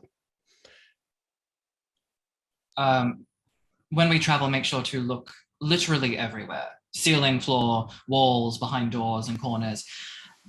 Trust that they've been engineered to do anything and everything, and to do it with lethality. If there is many of them, you might feel a little nauseous. I've got something for that. Are you okay, Knives? Mm-hmm. Are you? Yes. Well, this is going to be cathartic. Vercingetorix slaps you across the back, Kage, gives you a big grin, pulls out his long, curved blade. I'll say, wait, defend. And I point to the shield. Good. All right, let's move out. And with this is when I'm going to do my feral weapons. Go right ahead, make a rouse check. Anyone who wants to activate a power for this scene, go right ahead and make your checks, such as prowess, fleetness, Fleetness. anything like that. I also rolled Wits Awareness just to keep an eye on what's going around. Yeah, nice. And What? I rolled how many? 6. 6 successes, fantastic. That will be your overarching, like a passive perception for this entire scene. 6 is very good. You can already see the things in the background. They're sort of forms making their way through. They're the insectoid things that you've seen before, Kage. These mosquito-like things with these long wooden proboscises, and also there are these other sort of larger ones made. It seems like all the muscle's been pulled off of those mosquito-like ones, so they're thin, bone-like. But these other ones are larger, very. They look like a few humans put together, maybe 2 or 3, and they are sort of flailing around, pulling open curtains, looking for things to grasp upon. But they all have this sort of black carapace armor across them. I did my rouse to activate my toughness. Okay. I did a rouse to activate fleetness and gained 1 hunger. Mm-hmm. I'm not going to activate prowess yet. I'm going to leave that for if we enter combat. Lovely. What is our intention now, group? Seraphine is preparing spells. I think my intention is just to walk, and if anything tries to attack back, but don't actively attack anything. I'll leave the others to decide what they want to do, but that's what Matthew is going to do. He's not going to try to provoke them. He's just going to try to walk. Mm-hmm. Lucas is very much with you on that. Yeah, I'm basically waiting for orders from them, and then I'll pass orders on to Vercingetorix based on what we do. But for now, I've said wait and also defend.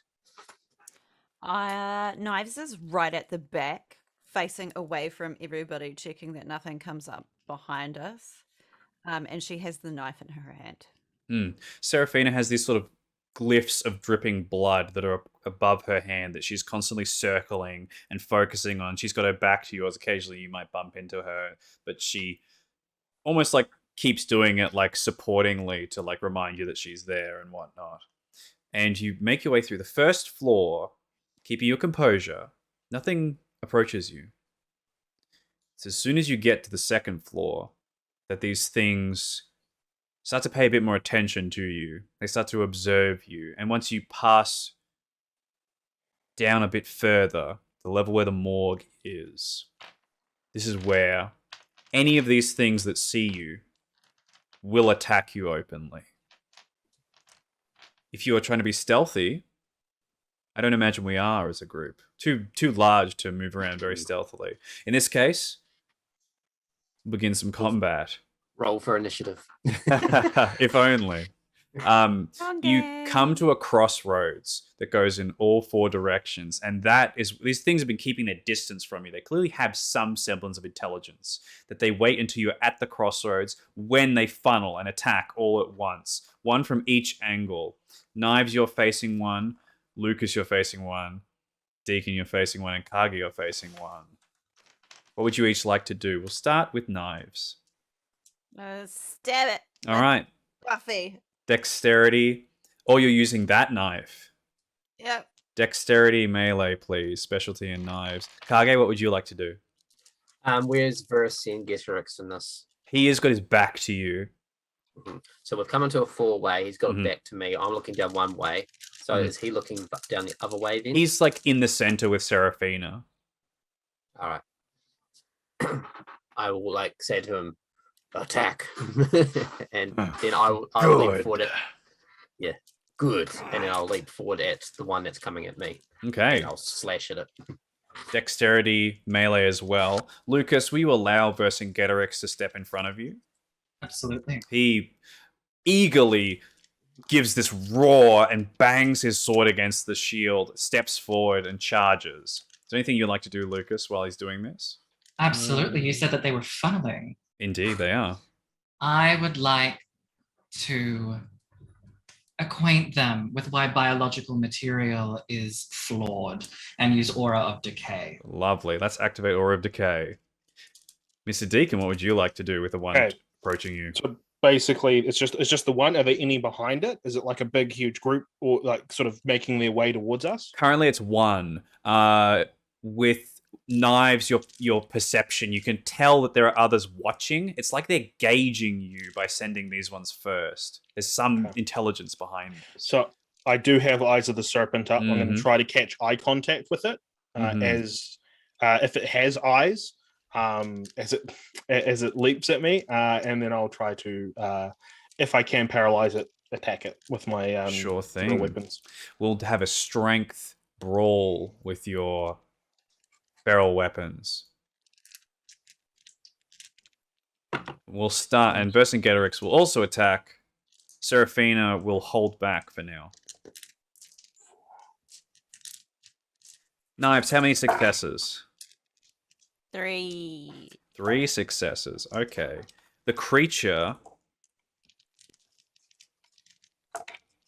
Kicks my ass. No, actually, it brings these sort of like these ones are sort of designed very similarly to praying mantises. Their hands go sort of forward, and there are blades, this black carapace underneath, and it tries to swipe at you. Luckily, you duck underneath and bring your knife up through. Now, this knife does aggravated damage, so you split straight through inside of this thing, and it leaves no sign of the fact that you've damaged it, but it dies. It falls over, collapsing instantly with that one slash as it passes through the flesh, breaking everything vital. Kage, how many successes? I also activated prowess. Okay. And it was successful. I got 5, but a messy critical, is that when both the crits are hunger dice? If any of the dice are hunger, it adds to a messy critical. Okay, well, that's what I got then. Okay, you're going to suffer your clan compulsion for this scene. If you fail any roll, you will have to complete that objective in any way you can, ruthlessly. For example... Next roll I fail, I need to try and succeed again. Exactly, in this scene. For example, if you try to lockpick a door and you fail, you then might break the door down, but loudly, and show it that you are better than it. With 5 successes, was it? Yeah. Now, also, Vercingetorix's enchantment that he has given your sword also allows it to do aggravated damage for this night. And I've got prowess as well on top of that. Oh, yeah, so it deals half of your potence to the damage, and the sword does +3. So that is... +4. +1, +3, and how much did he give me? 6. It just is aggravated. He doesn't give you anything else. It turns into aggravated damage, which is more than enough to kill this thing. It comes up to you and brings its blades down to try and chop into your shoulders, but you just, with one single long slash, slice this thing horizontally in half. It's so fast and powerful and efficient. Blood spurting everywhere. This black ooze blood. Lucas. As far as he's seen, it was the classic. Yes, very good. With fleetness and celerity, absolutely. Lucas, did you succeed on your Aura of Decay? I did not. Okay. Oh, no. You try to channel the decay around. There's an effect. There's the rot and the mold around you slowly happening, but you're trying to channel it. You might need just a little bit longer to sort of bring that out of you. So you focus on that for another turn. I just tried to kind of like make myself as unimposing as possible. And as you do so, Vercingetorix just slams the shield down, vivisecting the creature as it slices straight through and breaks the ground as he smashes into it, brings it back up, and then holds it in front of you, defending you. Mr. Deacon, how many successes? I got 4. 4. This does unhalved damage against these creatures. And it does +2. It's unhalved.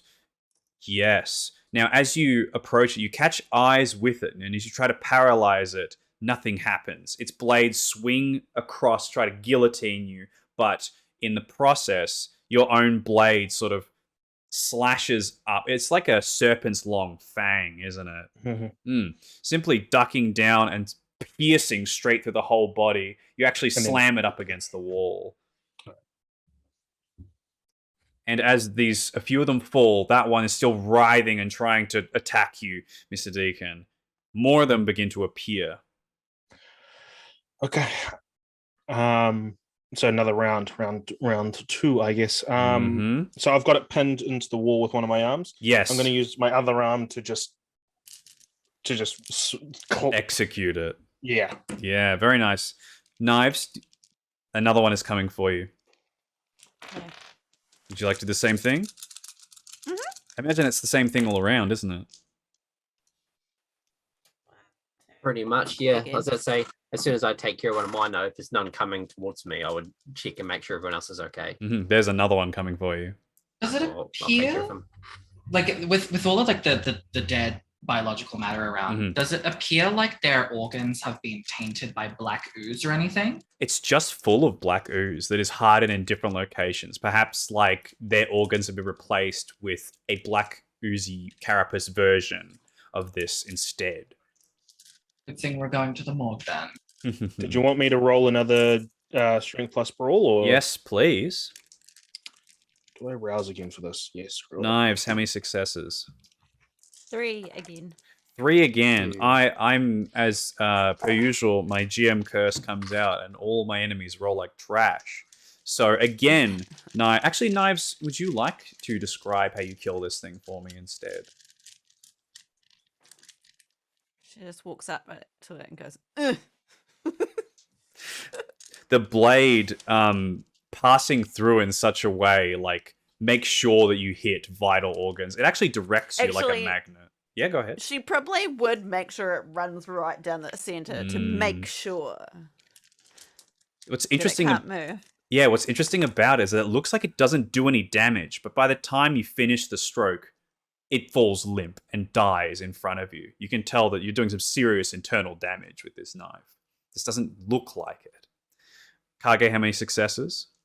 I got 3, but I can willpower if needed. I got nothing for your one. Yes. So I'll go again, for a rising slash, cut it clean in half.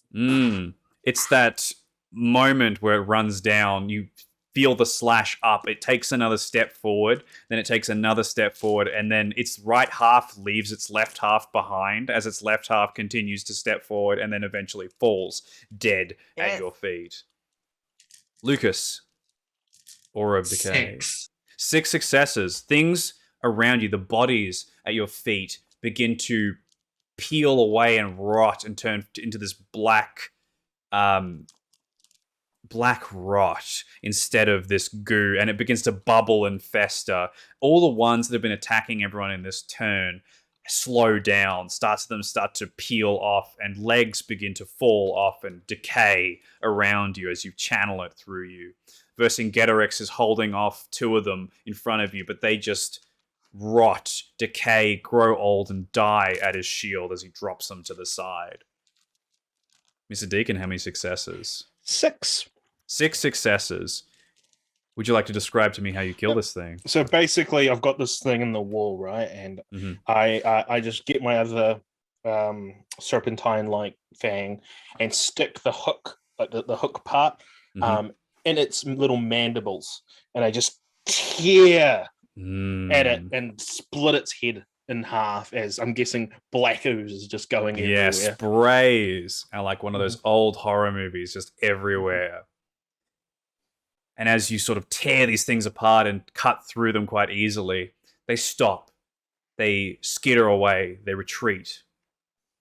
And there's a silence that comes across all of you in this moment. But Knives, So we don't have much time. you can hear it. What do I hear? Something big. Something stomping its way across. These claws that click into the sides of the room. That's when you see it, Lucas.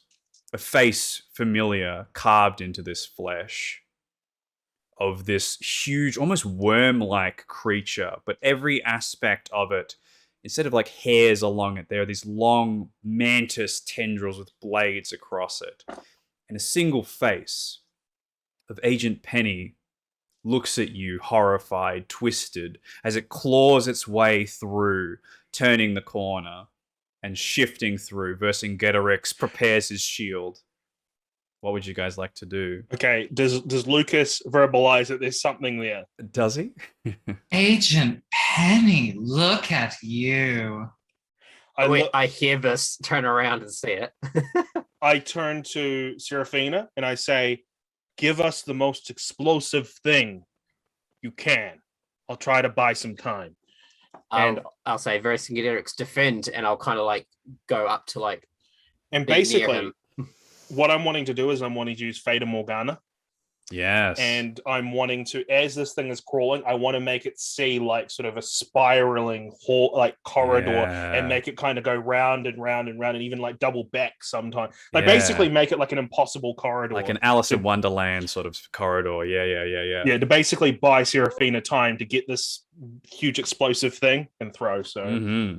I've got a rouse check for that. Go for that. What would the rest of you like to do while this is happening? My intention is with Vercingetorix defending. If it strikes at him and he manages to block with his shield, then I'm going to kind of come around from behind and slice whatever strikes him off. Yeah, nice. Is my intention to try and work as like a combo with him. Yeah, dexterity melee again, please. Lucas?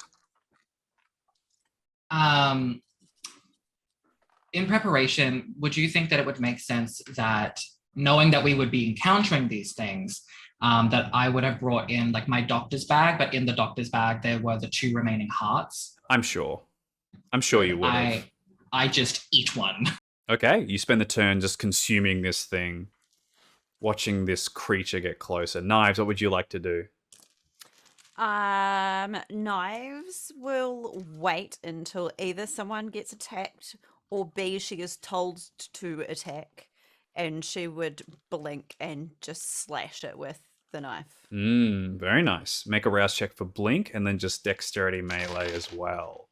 A lot of things happen at once as this creature slowly drags its huge worm-like body across this with these patches of this black carapace all over it. And you can hear this unearthly, it's like a scream of a man and a woman at once as this thing shrieks at you, dragging its way across. A lot of things happen at once. Vercingetorix holds his shield up as his body and the shield are pierced by multiple of these talons all at once. But he doesn't flinch. He takes all of those blows and barely moves. He doesn't even take a step back. Kage, how many successes did you get? I got 4. I can willpower, but it's also messy. 4 is enough, as it is not trying to defend against you, it's trying to attack. And you just slice 6 of these arms straight off in a single blow, as it's all aggravated damage as well. Cool. You can So hear I the slash and then duck back behind, basically, Yes. and wait for my next chance. Vercingetorix sort of tenses his muscles and starts to like pull these things out of him very quickly. And Knives, you blink forward at the same time, slashing at this thing. How many successes? 3. 3, you cut deeply along its side, opening up a lot of its sections, and this black ooze starts to gush out of it. And you can almost see this human torso with its arms flop out as Agent Jacob's body just flops out next to you. And as the creature sort of reels back, how many successes, Mr. Deacon? 5. 5 successes. Lovely. As it reels back and all of you take a step back to sort of prepare for whatever's happening next, it looks at the wall and starts to like try to dig its way through. And then it looks at the one to the left and starts to claw and break a window nearby and smash at all these things. Seraphina says, I need a little bit more time, as she's starting to bring this arcane rune up into the air and starts to prepare it. Okay. Fata Morgana is 1 scene, so I don't need to rouse for it again, but I'm assuming I'll have to roll another manipulation plus obfuscate. 1 more round, yes. That's cool. Anything else you guys would like to do to try and keep this thing at bay? 1 more round. Is there a way that I can assist Matthew by distracting it? Yes, with Fata Morgana, as it is a sort of Alice in Wonderland thing, if you try and talk to it, it will be part of the illusion and sort of echo and bounce around. So I'll get you to do your choice between charisma, leadership, or a manipulation, intimidation. Neither are good. I guess I'll do manipulation, intimidation. And it's basically me just kind of like allowing that my voice appealing to Penny, even if it doesn't notice me anymore. It's just that taunting voice. No bonuses, I'm guessing, because of that? No bonuses. Yes. It's going to affect the creature instead. Kage, anything else you would like to do? Yeah, I'm just thinking, obviously I would have heard Matthew tells Seraphina to get her explosive thing ready, and Knives is just blinked over there, like beside it. She's next to you. Both of you, you're all standing side by side. She Yeah. slashed it and then came back, did she? Yeah, Knives is next to you. You're both standing next to each other, and Vercingetorix is in front of you with his shield blocking these attacks that are swinging around wildly. Okay, that's fine. I thought she was over the side for some reason, so I was going to tell her to come back. I'll say with blink you can go like there and back quite easily. I'll say Vercingetorix, defend good. Has he still got some things in him though? He has probably like grabbed all of them and tore all of them out at once. Yeah. He seems barely wounded by this thing. Okay, good. I will be ready just to combo. If that attacks at him again, same thing. I'll get another dexterity melee. And Knives? I was gonna try and cut the arm off, but people are protecting me. I'm just gonna stay behind. Okay. Don't want to take another stab at it? You can throw the knife as well. Close enough. No, I don't want to throw my Buffy away. Come on. I will power to got 4. You don't think Buffy would like to come back to you after you throw her? No. I did get a 3 with a bestial failure. Though. That's not a failure. You get a 3 as it's trying to attack Vercingetorix. Okay. It's not defending from you. So, a lot of things happen at once this time. How many successes first, Mr. Deacon?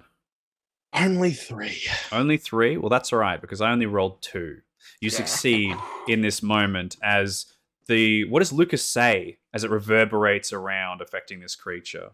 Oh, Penny, I told you I didn't want you in my hospital. Look at you now, so pathetic and weak. The thing screeches with both the man and woman voice, burrows itself into a wall before turning itself up and burrowing into the ceiling, and then smashing its way back down. And at the same time, both Knives and Kage, the two of you sort of step forward as Vercingetorix actually grabs and slams the thing down to the ground, trying to hold it. The two of you defend against the blades, deflecting them away from Vercingetorix, just as Seraphina finishes this spell.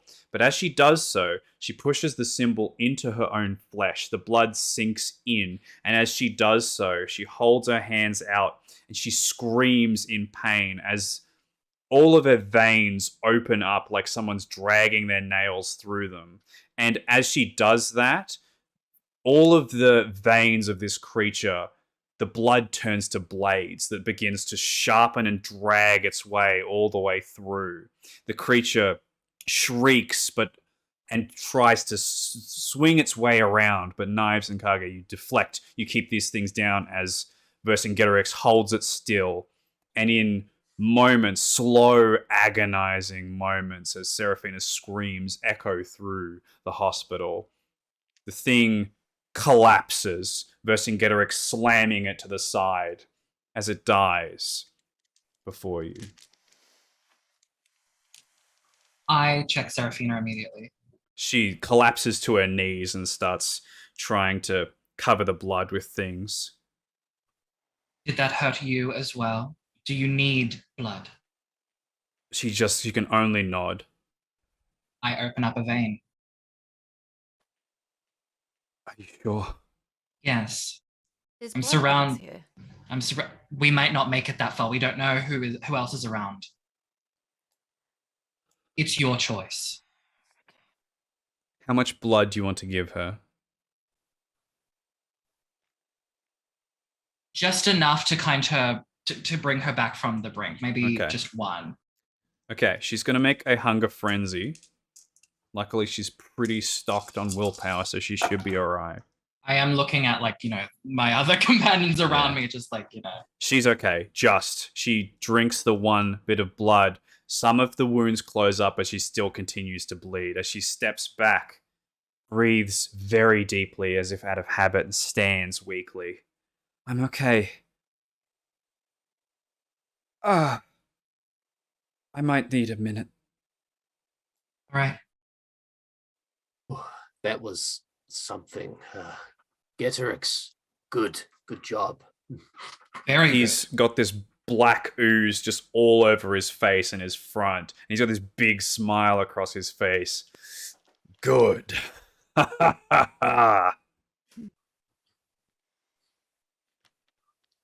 I try and like move toward the creature while I leave everyone else just kind of like talking? Yeah, absolutely. And I'm just gonna, I want it to have it look like I'm leaning down and I'm observing this thing with doctor's curiosity. But I would like to take out a scalpel and begin to cut away Agent Penny's face. Let's get a resolve medicine check, please. What are the rest of you doing in the meantime? I Checking, look at knives. checking Geterix for wounds. He is fine. I look at knives and I said, "You said something about blood bags. You think you know where they would be here? We're close."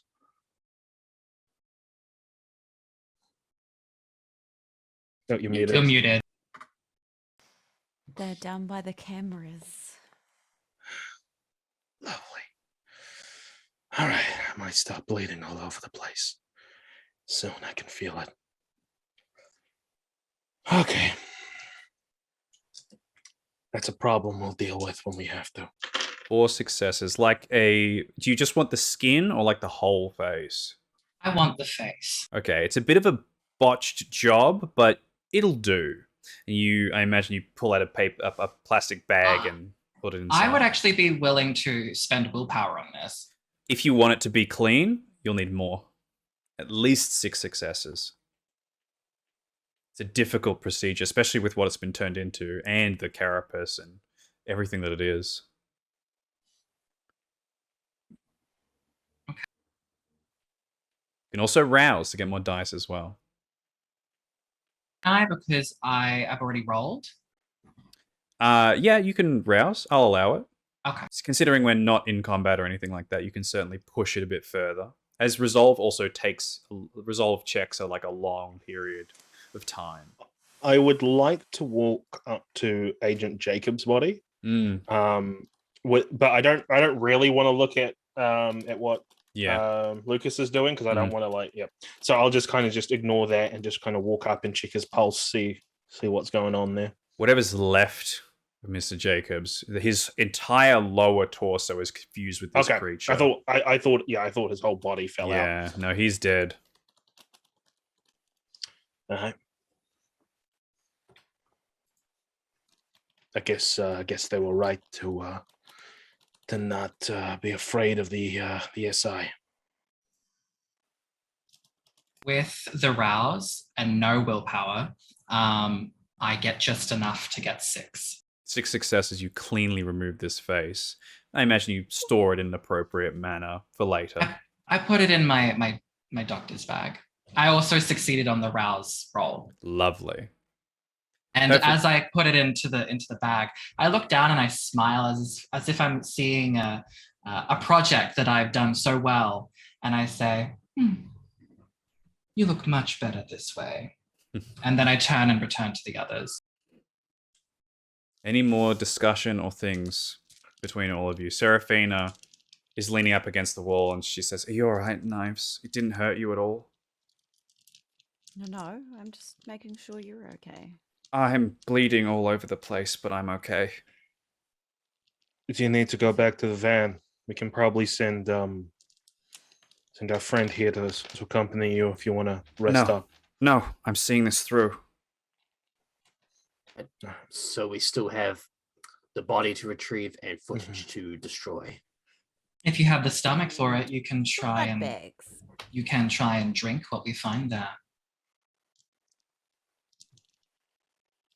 Drink what we find where? In the morgue. Oh, dead blood? Is that going to work? I don't... That's what bagged blood is. It doesn't work for me, I'm afraid. That's unfortunate. Well, once we get there, I can have myself a little snack and then I'll make sure that you don't drink from the vein. But I can help you.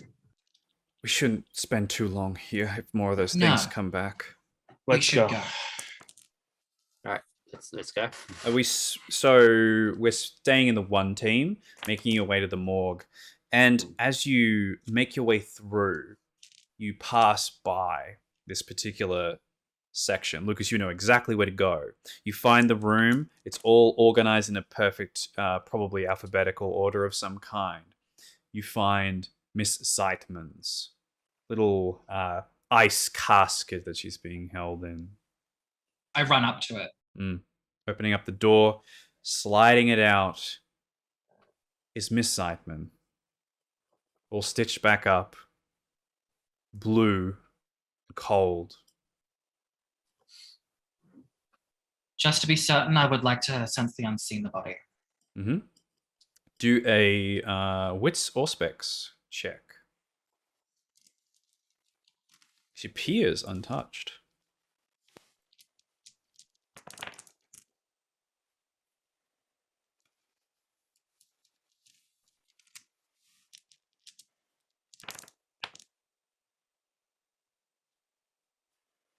Seven successes, messy critical. Messy critical. Surrounded by my beloved dead things. We're going to have a compulsion. Let's go with dominance. So, in a violent setting, the vampire pauses to toy with a mortal opponent, etc. You must make sure that you're on top. That you're after defeating Penny and taking her face, you are trying to prove that you're on top of all of this, that you are in control, that you are dominant. So in the next scenario, whatever that may be, you must turn that towards your favor and show that you're on top. In a social setting, you might turn it into a game where you have to win at something as well. She is untouched, perhaps the way that everyone wants her in this particular way. Pristine, angel-like. She's perfect. Right. And then I go to the other morgue ice coffins, and I open them up, and with the instruments that I can find, while they are, I'm assuming, like getting the body, I'm taking the time to open up other cadavers to get organs that I can then eat, so that, to help Seraphina out. Make a hunting roll. The rest of you, what are you doing in this scene? Guess we bag her up. We'll find a bag or something to put her in. You can use a gurney nearby. Probably put her in a bag on the gurney. That way it will look like you got your terrorist. Lovely. Yeah, actually. You collect Rhiannon Zeitman's body. It's a lot easier once it's bagged up and you can't see her face anymore. Placing her onto there seems like just any other body that you might have drained the other night. But emptier. I'll look at our friend. Sorry, I keep on forgetting his name. Vercingetorix. Yeah, I'll look at Vercingetorix and I'll just say, protect. Good. And I look for an elevator somewhere that just goes, like, because normally there'd be an elevator in a morgue.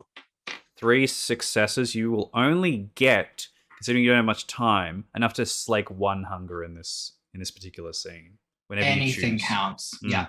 I open up my vein and I use one of those. It looks like maybe like a kidney shaped metal dish, and I fill that up with my sluggish, dead but incredibly aromatic vitae, and then I offer that to the Tremere so that she's not drinking from the vein, and then I immediately eat the. Actually, can I put 2 rows worth in it? Into the dish? You can if you make 2 rouse checks, yeah. Actually, sorry, if you're feeding someone else, you actually exchange blood fine points. with that. So fine with that. you would get hungrier as a result. It's like failing a rouse check. And then I would eat my last heart to go back down to. Lovely. She succeeds in a hunger frenzy check as she drinks the blood. All of her wounds, they stay, and they look like black marks that have scarred across her entire arms. but they seal over and she stops bleeding. She sort of puts her, like, blinks a little bit and breathes. Thank you. I'm okay now. Thank you. Good. You're very good at that. Ugh. I'm not supposed to use that ever, but I think it was a good time. I think it was the best time. You're fun. Oh, thank you. We should do this again sometime. Without the... Yeah, maybe. I mean, we took down so many of that thing's creatures. The thing that stuck you up on that wall, the thing that we had to rescue you from. Oh, stop it. Oh, what? I'm not saying that it was her fault. Of course, it's not her fault. I ran away as well. But what I am saying is that we are so close to making that bitch hurt so badly. We took away all of her toys. Possibly not. We don't have all. time for Yeah, this. so we should go. We need to go. We don't know that was all. Yes. Knives cast Unseen Passage, and she's just going to boost it to the server room. Make a rouse check for Unseen Passage. Already You done. tell us that you're going to do Fantastic. that, or are we going to go look That for it just as is well? gone. Interesting. You arrived there Oh. very quickly. Knives. I'll just look at Lukas and Kage when Knives disappears, and I just say, well, we can assume that she's gone to clean the footage. Either that or we go with the plan B. He said that if we have the stomach for it. Oh, no, I meant that's how I would be feeding. Oh. Yes. Got Which it. she did very well. Knives, you arrive at the server room. Everything seems shut down, but you know as soon as the power comes back on, these big computer servers will have all the recordings on it. What would you like to do? I'm just going to copy what they did last time and just like do the same old way that they did it last time because I watched them do it. Mm-hmm. Yeah, no worries. Let's get a intelligence technology, please. Or or you can approach it a different way if you like as well. I just want to smash it. If you want to smash it, no check needed. You can just bring your elbow straight down through these sections, breaking these parts, pulling apart cables, pushing these things over. In no time whatsoever, you might ruffle your hair a little bit, but because you have fleetness, you move so quickly that the room is wrecked in a matter of seconds. By the time you guys finish talking, Knives, you're already back. Oh, and I stopped by the blood bag room on the way and grab as many as I can carry. If you stole Lucas's bag on the way, you could certainly hold about 5. Otherwise, you can only hold 3. He's really holding on to that bag. You can have In fact, 3. I would go on to say that he keeps looking into the bag, even in front of everyone, and just looks down and keeps chuckling as if he keeps seeing something funny. I look at Kage and I just say, we'll table it for afterwards. All right, now we gotta find it. I assume, do I spot an elevator that we can? Yes. Well, yeah. Quite Okay, easily. we can all bundle into that elevator, go back to the main floor, and get out of here. If I'm not mistaken, morgues usually have a back entrance to like preserve the dignity of the body. Mm-hmm. Could we take that? It would be a back exit? elevator because it's like under the ground. Yeah. So yes, you know exactly where to go. Exactly right. You take the back elevator out. Knives, you have 3 blood bags that you can carry with you if you sort of holster them all together. And all of you regroup here as the elevator dings Hey, Knives. by. Knives, you're so quick. Do we need to worry about the mess we've made? Oh no. It's no. Can you order a cleanup later or something? Oh, there's gonna have to be a deep clean of this place. The problem is we've turned off the cameras, but everything is still here. Yeah, we're gonna have to figure out how to deal with that. But for now, this is our goal. And I look over at Knives and I just say, server room. I smashed it. Good. All right. Knives, You look a little. I'm saying this while we're waiting in the elevator for it to go The up. elevator music is not playing. Yeah. Let me put those blood bags into the bag so people don't see. Mm-hmm. Thank you. And then I don't open the bag. I just start taking the bags and putting them into the doctor's bag. And I just look at you and I'm just smiling. I'm getting real bad Matthew vibes off you right now, Lucas. It's kind of creeping me out. Oh, I'm sorry. We survived. Is that all? I have found something. A little pet project I vowed that I would complete someday. Not talking about Rhiannon's body, are we? Oh, no. Well, yes, but no. Oh, we got what we came for. Yes. Did you get Penny? What? Oh, don't know what you're talking about. I How think do we you- should have this conversation in the car. Well, what do you mean? Did you get Penny? The bag's pretty small. I don't know how you can fit. I'll show you when we get Maybe outside. she means how we killed Penny. Maybe A he's happy light- about that. A light ding as you arrive on the floor. The Oh, elevator thank doors God. open. Thank God. We've arrived. I push the gurney out, just getting away from all of this. Seraphina sort of just mutters some things under her breath, looks over her shoulder, shakes her head. As you all continue along, Vercingetorix, with big stomping footsteps, pushes the gurney and makes your way back to the van. We all pile inside. I imagine this is one of the longer vans. You have space in the back to pile a lot of things into, where Rhiannon's body is stored. So I look at everyone and I say, now that we've got everything all together, which was I can't believe we did that. That was some stuff. We were right? pretty good. Did you see me? I did see you. I Oh did my see you. goodness. You're all But very good at breaking Hey. things. you were instrumental, Seraphina. You have sacrificed so much. Thank It's you. like you said, Lucas, use my pain. Yes, I was right, wasn't I?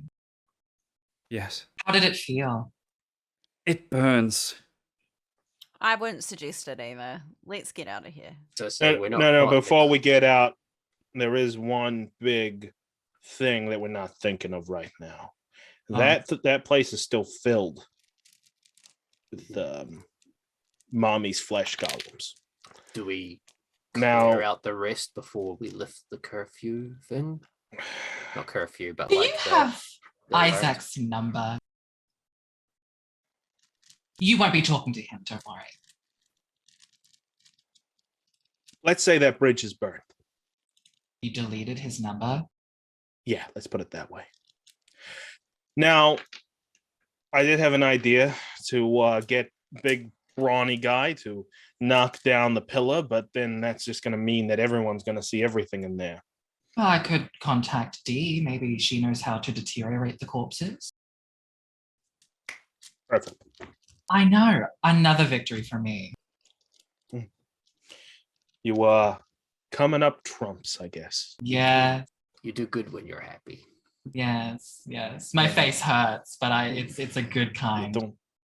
Don't strain a muscle smiling so much. Speaking of faces. Oh, 1 second. And then I dig past the blood bag. I'm like, can you hold this? And can you hold that? And I rummage it around. And I kind of I look at knives and I'm like, maybe not for you.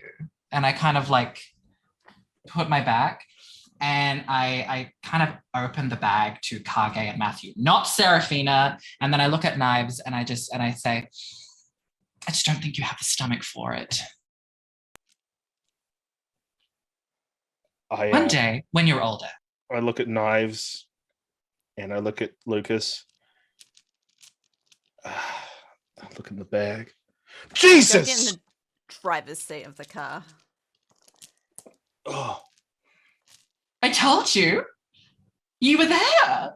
I said I would make it happen. Lucas. I think I'll keep it. I haven't looked yet. I'm kind of like gauging, looking Okay. at them. What's going on? You want to see? I don't know if I do. I think you should. Secrets. I'm fine. I kind of trundle into the front seat, like I kind of like just grab the two sides and like trundle into the passenger seat, and I just look at Knives, and I'm just like, I know I'm probably the last person you want to be sitting next to, but I don't really want to be back there. I'll just look out this way. On. You do so much worse. What's the little Pete going to do? So Interested, Honk on the horn. say, why are we sitting here? We should be doing something. I assume that we're driving, right? Yes. Or yeah. I thought we hadn't left yet. No. See, I took great care to do this, and I really want to show you. Okay, I'll have a wee look. And like before I open the bag, I used to just say to Kage, from now on, I want you to, after you see this, I want you to remember how useful I am. Okay? Great. And then I open the bag. So it's just Penny's face. It's Penny's removed face, probably vacuum sealed, I imagine, so that it's perfectly preserved within it. Yes. In a permanent gesture or expression of torment. Oh, okay. Hell of a trophy. Thank you.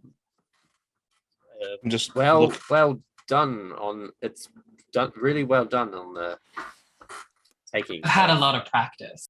As you Nice honks the horn again. Congratulations, you found the horn, dear. as you express and show off this trophy, clearly claiming your dominance, the compulsion just washes out of your body, cleansed anew in the most satisfactory way. That was fun. Seraphina just, you hear this in the back as she begins to throw up blood. Oh, that's not good. Side effect. Yeah. Oh, Vercingetorix is just awkwardly patting her on the back. good. Not good. Not good. Are we heading back to the church or where are we going? church. That is the Nice. safest area. Nice. It's yeah.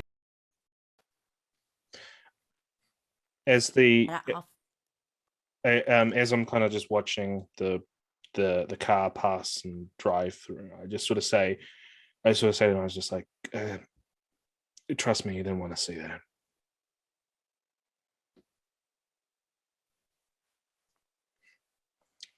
But I did want to apologize for what I said.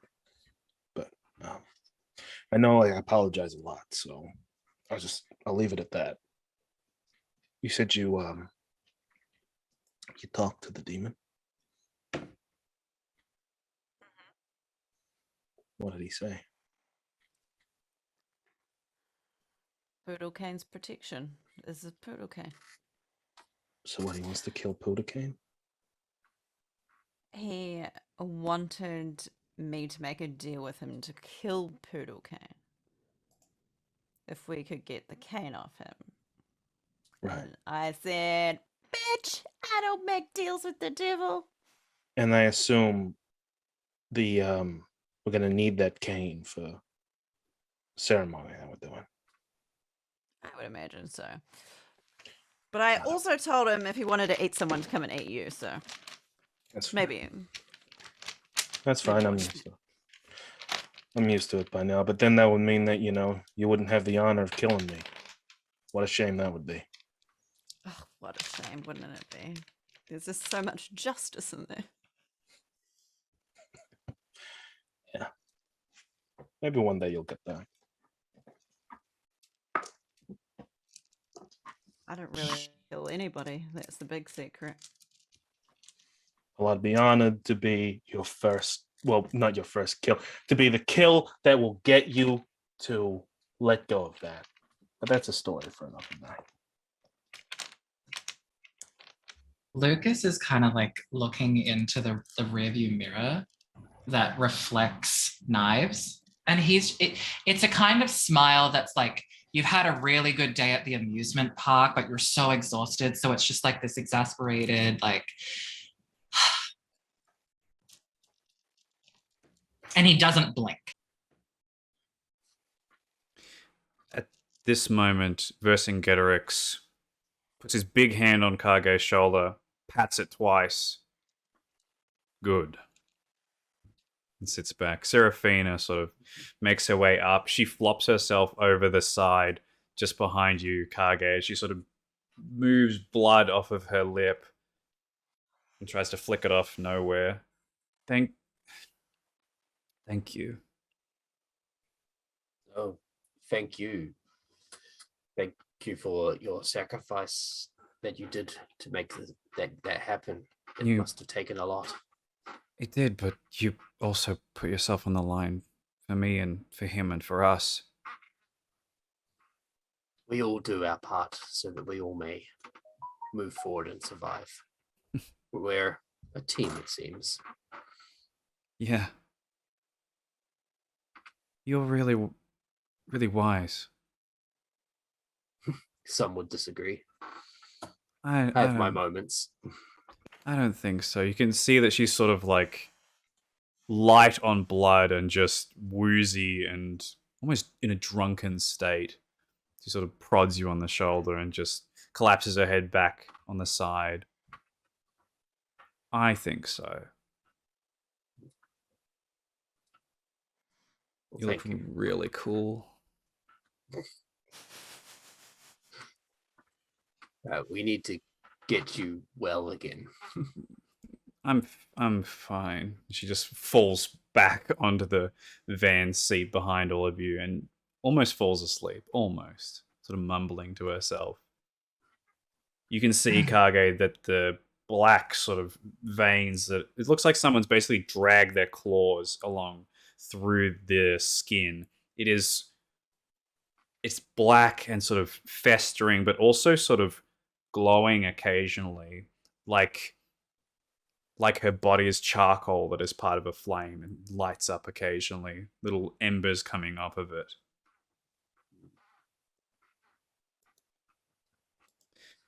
And at this point, the group arrives at the church. When we arrive at the church, Matthew's going to look at everyone and he's going to say, if you excuse me, I'm going to go walk for a little bit. I need to clear my head. You don't Get want eaten by the company? demon. I'll try not to. Did you want company or to be alone? I always have company. God's always here with me. As I get out the car and just kind of walk a little bit, because it's near the water, isn't it? It's overlooking the town, so it's like up above. Okay. Everything. So I'll just kind of like follow a path and just walk away a little bit, and I will do what I need to do at an appropriate moment. Is there anything the rest of you would like to say to each other or do in this moment? I'm just going to help clean Seraphina up. She is picking bits of blood out of her hair and saying, "I'm so sorry, I didn't mean to. I'm gonna go sit down." I'm guessing we've gone inside the church now, or whatever. I'll approach Kage after Knives and Seraphina do what they do. Mm-hmm.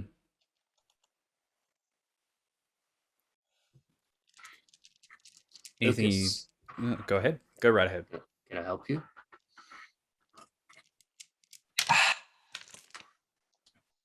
You did good.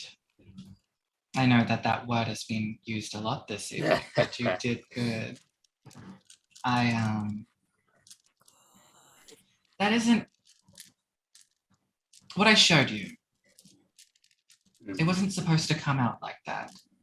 I suppose I felt a sort of satisfaction and an enemy felled, a foe eliminated. Truth be told, I don't think I would have had the opportunity to see her fall, but now I'll have a token. I just apologize for how I went about it. My emotions are usually kept in check, but tonight was rather a lot. It was a lot for everyone. Think nothing of it. It's fine.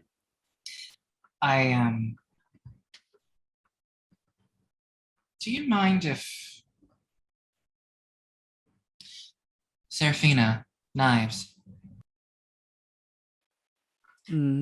Seraphina's got her. I imagine Knives. You have your arm around Seraphina. She's sort of finding it hard to stand up straight. I can talk to the father, have them make you as comfortable as possible. Knives, I'll need to explain a little later, but for now, would it be all right if I spoke with Kage about Matthew? Sure. Thank you. Come on, let's go to sleep. Yeah, let's go to sleep. With Or the bed in the middle. I could read more of the book. Sure. So, wait. Is your head clear, Serafina? Yeah, I'm fine. Kage, I'm fine. I'm great. Knives just shakes her head that she's not going to read a book. Okay. She's nodding while you're shaking your head. Mm-hmm. Remind me later, Serafina. When you're better, I got a new book for you. I love books. I read so much. You know what? Right. Never mind. Never mind. You want to speak about Matthew? No, it's not important. No? No, let's bask in the afterglow of victory. I Let's- think someone likes you. It's a small victory in the face of a war that is not yet won. Can you let us have this moment? Try, but it's hard. There's still a demon out there. Oh, I know. I know.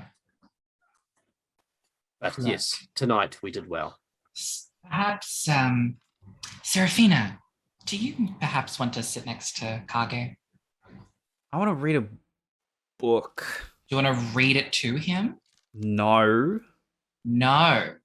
I want to read my book to Knives. Yeah. Well, isn't that quaint? You can't listen either. Oh, the one that fed you? Yeah. All right. Run along then. Yes, let's run. And he tries to drag you, Knives, but you are like immovable as she's very frail and thin. And I imagine you are going to take her to her bed to get some well-needed rest. Yes. Is there any discussion between Kage and Lukas alone? What is the time? It's only 12:30 midnight. All right. It's Night's still young. quite early. You guys are very efficient. Right. Night's still young. We may have got a victory, but there's still much more we need to achieve. Yes, I We agree. can't slow down our pace or they'll just keep getting ahead of us. It's true. However, we do have many of the objects that we need for this ceremony. Does it need to be at a particular place? We would have to confer with Serafina when she is in her able mind. I wonder if that will be tonight or tomorrow. Oh, it definitely won't be tonight. What can we achieve in the meantime? It's Poodle Cane. As much as it might be annoying, What about Adelaide? You mentioned that there might be trouble with Adelaide. Is that something we should look into? I think she's gone. Like she's left town. I think she was taken. I tried to call the bakery twice. It rang out both times. I contacted her ghoul. And do you know what the ghoul said to me? Who's Adelaide? You must have gotten the wrong number. Now, so something has influenced the ghoul. We Right. just came back from a hospital that had humans forget that Lovecraftian entities stood in the halls and lobbies. I have a suspicion as to who is behind it. Right. Maybe we check the bakery for clues and then, I don't want to say storm the mansion because that would obviously be ridiculous, but we can't just leave Adelaide to whatever fate this thing wants of her. We can't let it just get away with this. I agree. That's why I had an idea. But if my hypothesis is correct, then that idea might fall flat. Do you know Isaac's number? You might not be able to call it, but do you remember seeing what the number is on Matthew's phone or when you were inside? He's quite prominent in town, like maybe a phone book or something. The church might have one, maybe for his sports club. All right. Let's go find the father. Yeah, that would be my suggestion. Maybe, yeah, the sports club should be listed on one of those phone book things. As the two of you go to find the father, you can hear some sort of argument between Seraphina and Knives from downstairs. What are they talking about, Knives? What subject would you have brought up that she suddenly turned upon you for no apparent reason? Maybe about the books still. Yeah, she would be arguing that she needs to read the book to her, not the other way around. Yeah, you can hear her yelling and like moving things across, like almost like a tantrum of a child. While you're all doing this, Mr. Deacon, what do we see you doing? When I'm far enough away, I get my phone out, dial Kira's number, and call. There is no ring. The only answer you get is, this number is no longer available. Close the phone. Put it in my pocket and look out. And I just say, if you can hear me, I want to make a deal. Do I get a response?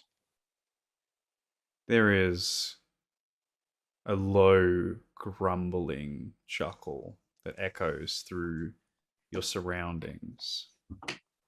My hand in my pocket, grabbing a handful of salt because I believe there's still salt in my pocket, but I just hold it there. And I just say, so I hear you tried to make a deal with one of my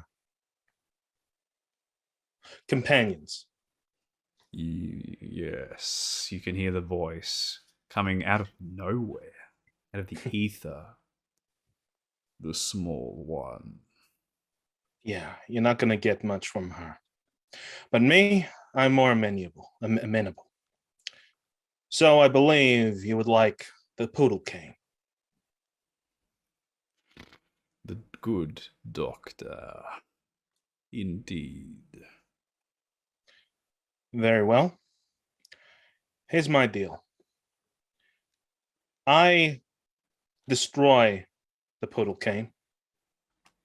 And in return, you kill Adelaide, Isaac, and the fiend. And then you're free to go wherever you want. As long, well, how about I say we go our separate ways after that? You'll darken a door somewhere, maybe the Vatican. That might be a good place for you to rough up. Quite humorous. So I destroy these walking flesh sacks. And You don't have to destroy them. Do what you want with them, as long as they're far away from here.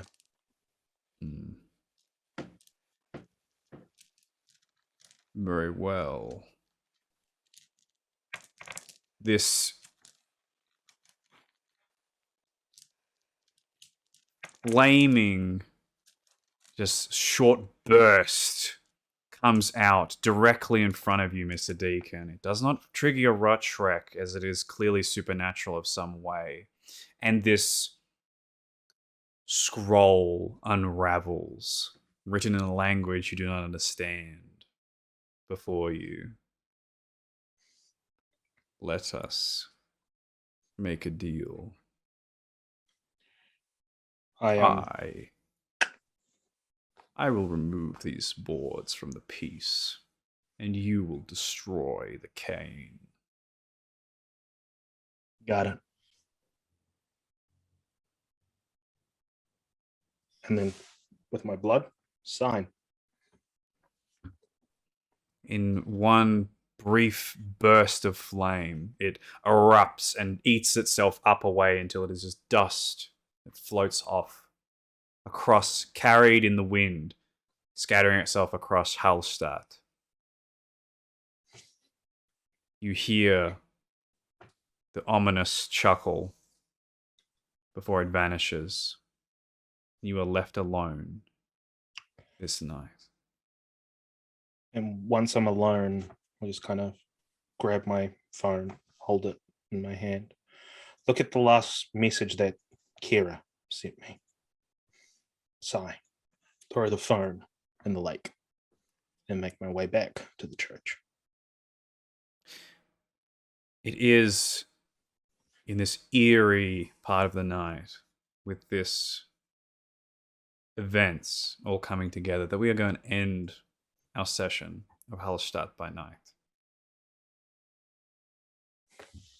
So, thank you everyone for sticking around and watching us play this wonderful game with these wonderful people that I find myself with. Let's end the session like we began it, by introducing ourselves and tell us where we can find you, what you're doing at this moment, starting with Lukas. Everyone, I am satanic__bunny, and I played Lukas Rosselini for you today. You can find me at Twitter at SatanicBunny2, and here on Twitch at satanic__bunny, where I play a bunch of different spooky games, mostly vampire stuff, and a horror game that is fucking terrifying. Hello, everyone. I'm Chris, aka the Unemployed Writer. I played Matthew Deacon, man of God and dealer with the devil. And you can catch me on sometimes my channel, sometimes I stream on Unemployed Writer. But tomorrow you can catch me at 6 p.m. New Zealand time to do Fracturing of Chicago. Got another session tomorrow, and it's going to be a good one. It's going to be good. It's going to be good. So yeah, catch me there. I don't know if Nova is doing a stream on Roleplay Nights, but I'll allow Nova to shill that if she is. I'm Jonno. I'm tired. Baker's Dozen. I played Kage, the Sombra. Hope you enjoyed the adventures of Kage and my good friend. Good. I love them. You're muted. Luckily, because Nova, I I'm muted. good really aggressively, and it would have shot everybody's eardrums. Good. Hi, I'm Nova.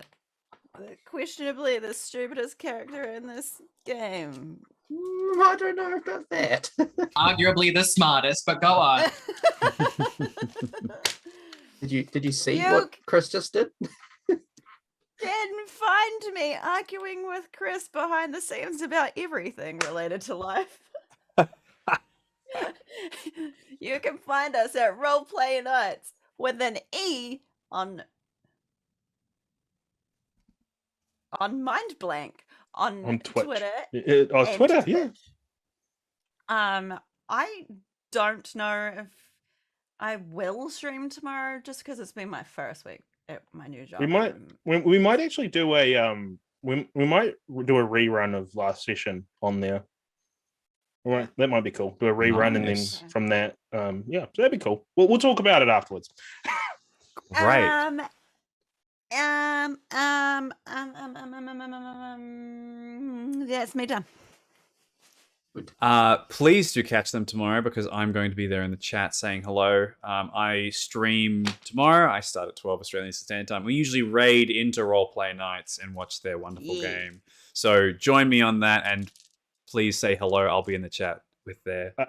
I didn't even say where it was. Aaron Music Productions is where it's going to be.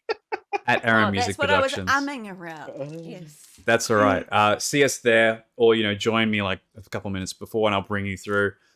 Yes, thank you so much, and thank you to our wonderful cast. Always surprising me and throwing me for a loop all the time as I torture them through this game. It's lovely as always. Anyway, we will see you next time on Hallstatt by Night. See you all later.